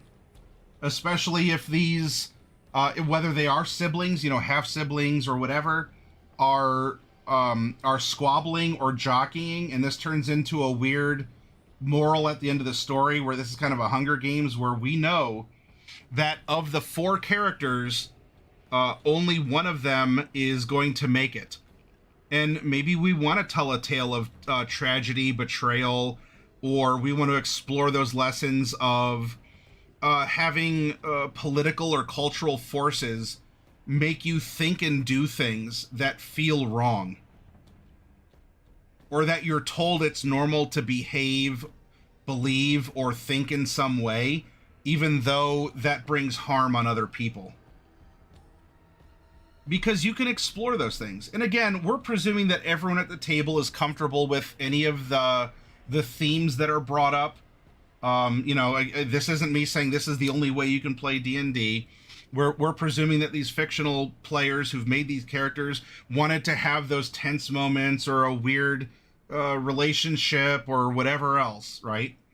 And these are the strings that will be pulled, emotional or otherwise, in order to have redemption arcs or to find oneself. Of all those, we have our barbarian totem, our chaotic neutral tiefling, who, when we made this character, I said, do we have a character kind of like Auron from Final Fantasy X? Or what if this player, the whole time, even unbeknownst to the others, these 3 are really working something out. Maybe this player, not the character, the player said, you know what, I'm going to be a bit of a wild card, and colluded with the DM to say this whole time, I'm acting like a spirit of Christmas, past, present, or future, kind of a Jacob Marley, to this character so that she can break out, because she's caught in between the gears of these worlds. And the other two players are playing into it, being fully blooded humans and elves, drow in this case. She has a foot in either side or camp. She's straddling that line. So here we have someone who the whole time might actually be a spirit.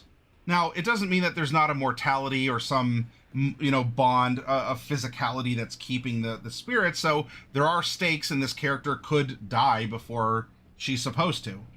But the big reveal at the end, especially as all this is going on, we have a chaotic neutral free spirit who's trying to break these ideologically captured siblings, maybe, or just components of a hostile, bitter environment, upbringing of suspicion or whatever else, of some sort of moral purity or ideological purity, or even a racial one too.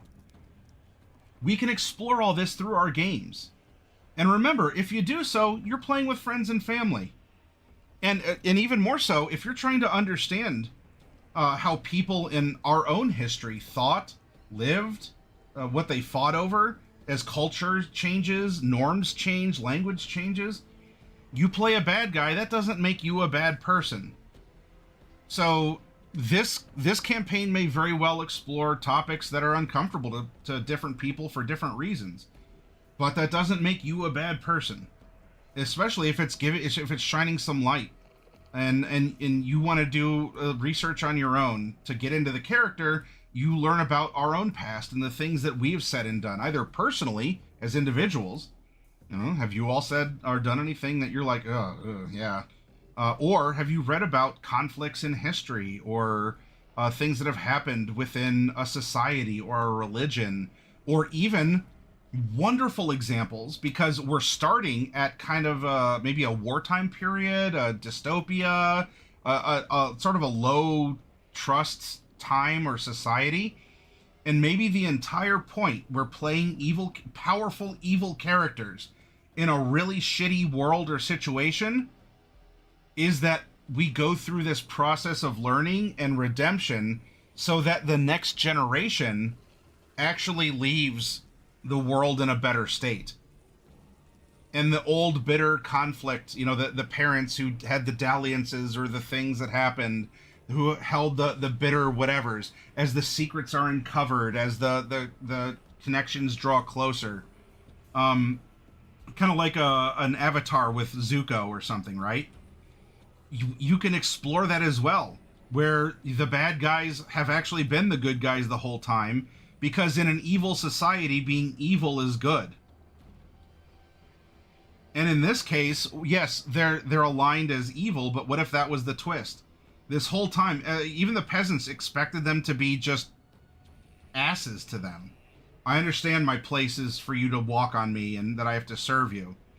And by the end of the campaign, there is actually this revelation that being good is the evil. And by being evil, all these characters are actually good. They're not doing good things. People are dying. They're commanding people around. Things just come to them with no regard of cost to other people. But then it's a moral fight, even if it's not a tough fight at the beginning. Because, what do you do? Is there some orcs? You're level 17. Not that you can't, scale up an orc. But just roll with me in the concept. Orcs and goblins want to invade the two warring kingdoms, hoping to take advantage of both. Your level 17 nobles who have all this power by exploiting people or taking every advantage or doing things that maybe to our, we do things to ourselves to infuse ourselves to, like athletes might take steroids, like a performance enhancing magic or something.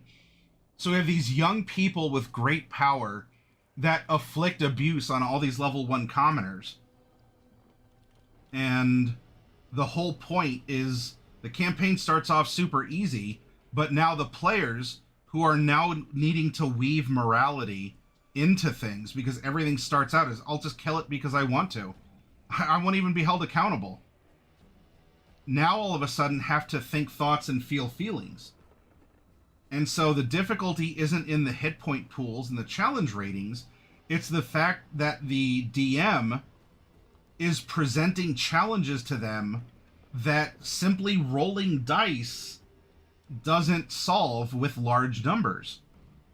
And it's still compelling, it's still fun, and everyone at the table is happy with how this goes, especially if you and your group have just always done, we're level 1, you fight the goblin, you're level 2, you fight the orc, you're level 3, you fight the hobgoblin, level 4, you fight the orog, level 5, you fight the bugbear, level 6, you fight the ogre, like that, which is fine, it's bread and butter, but maybe you've played it so much, you want to try something new, even in an old system, a 10 going on 11-year-old system, that you say, I've never done something like this before. This seems interesting, it seems like a fun challenge, and I'm so tired of casting Fireball all the time. I get the meme, and it is fun, but maybe this time I'm not going to play a wizard that casts Fireball. Or, I'm going to build a character. These characters, for being level 17, are not min-maxed. These are not care-op characters. But you understand going into things, you can just order people to give you money or to put you up for the night. Or you can just take something from someone. And so it's easy. Just as easy as a level 1 character, presumably just like smashes a goblin. But now, instead of being a physicality, it's a mentality. It's about morality or some other thing that you, maybe you're a seasoned player by now, say, I want to explore this. I've never played an evil character, or I've always wanted to run an evil campaign, or whatever. Anyway, those are my thoughts, and we're going to continue those in the next workshop, so don't roll your eyes. We're going to carry this energy and momentum into it, but for tonight, oh my gosh. And the dice told the story. Did we agonize? No! We asked questions, we explored options, but we had multiple options at all points in time. Our eyes were wide, we're smiling, we're throwing out ideas. We're challenging, previously held notions, or things we never thought about. This has been fun. Have you had fun as a tabletop role player? Or does it feel like roll the dice, get the big number, or you're not having fun? Because if you're at that point in your tabletop hobbies where your only joy is in seeing big numbers and all the numbers have to go up and to the right the whole time, you're gonna burn out of the hobby, and something that's intrinsic to your humanity, telling stories, being creative, expressing yourself, is going to wither and die. And if that happens, that's rough. That's really rough.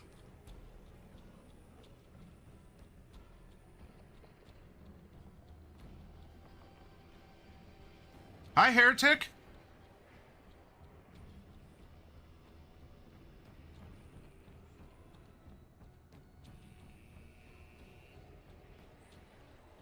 Howdy, hi. Hope you're doing well.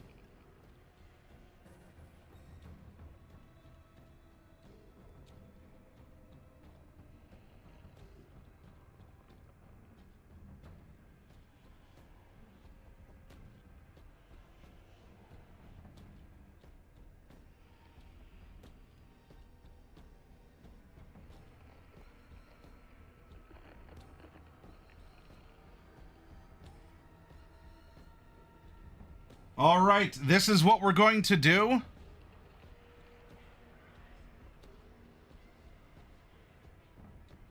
Oh, all right, Heretic. Well, thank you. We're actually going to go raid out. We're going to go raid into a friend of the channel, Batty, who, kind of like Nerd Immersion last night, is playing D&D. Captain Robert is in this one as well. They are going through Vecna, Eve of Ruin. Oh, they might be having a big battle. I see a skull, I see a map and character tokens there. So let's go see what Batty is doing. He is playing, at least he was. The last I remember, his Barbarian was really rough. I don't know if this is a replacement character or what happened. Let's go say hi to Batty. He's raided into us. I want to raid back into him. He is a D&D player. He's a variety streamer of video games, loves loud music, awesome guy. He shared his wisdom with me when I visited him in Texas last year. Awesome dude. Give him a follow if you haven't already, and let's go check it. In fact, Nerd Immersion is also in this game, by the way. So let's go say hi, and we'll continue the adventure, the voices, the fun, the characters. And in the workshop tomorrow, we're going to pick up here, and we're going to take this. I'm going to show you some cool stuff you can do with the character sheets. I'll see you in Batty's channel, everyone. Be well.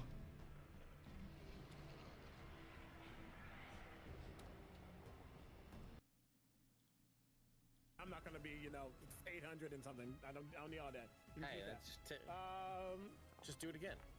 Yeah, you'll just shoot his again. head off. A lot of 8s and 9s. Right, I'm like, I'll take Go that. after you two hunks. That's Frost Giant to the far right with Vorpal.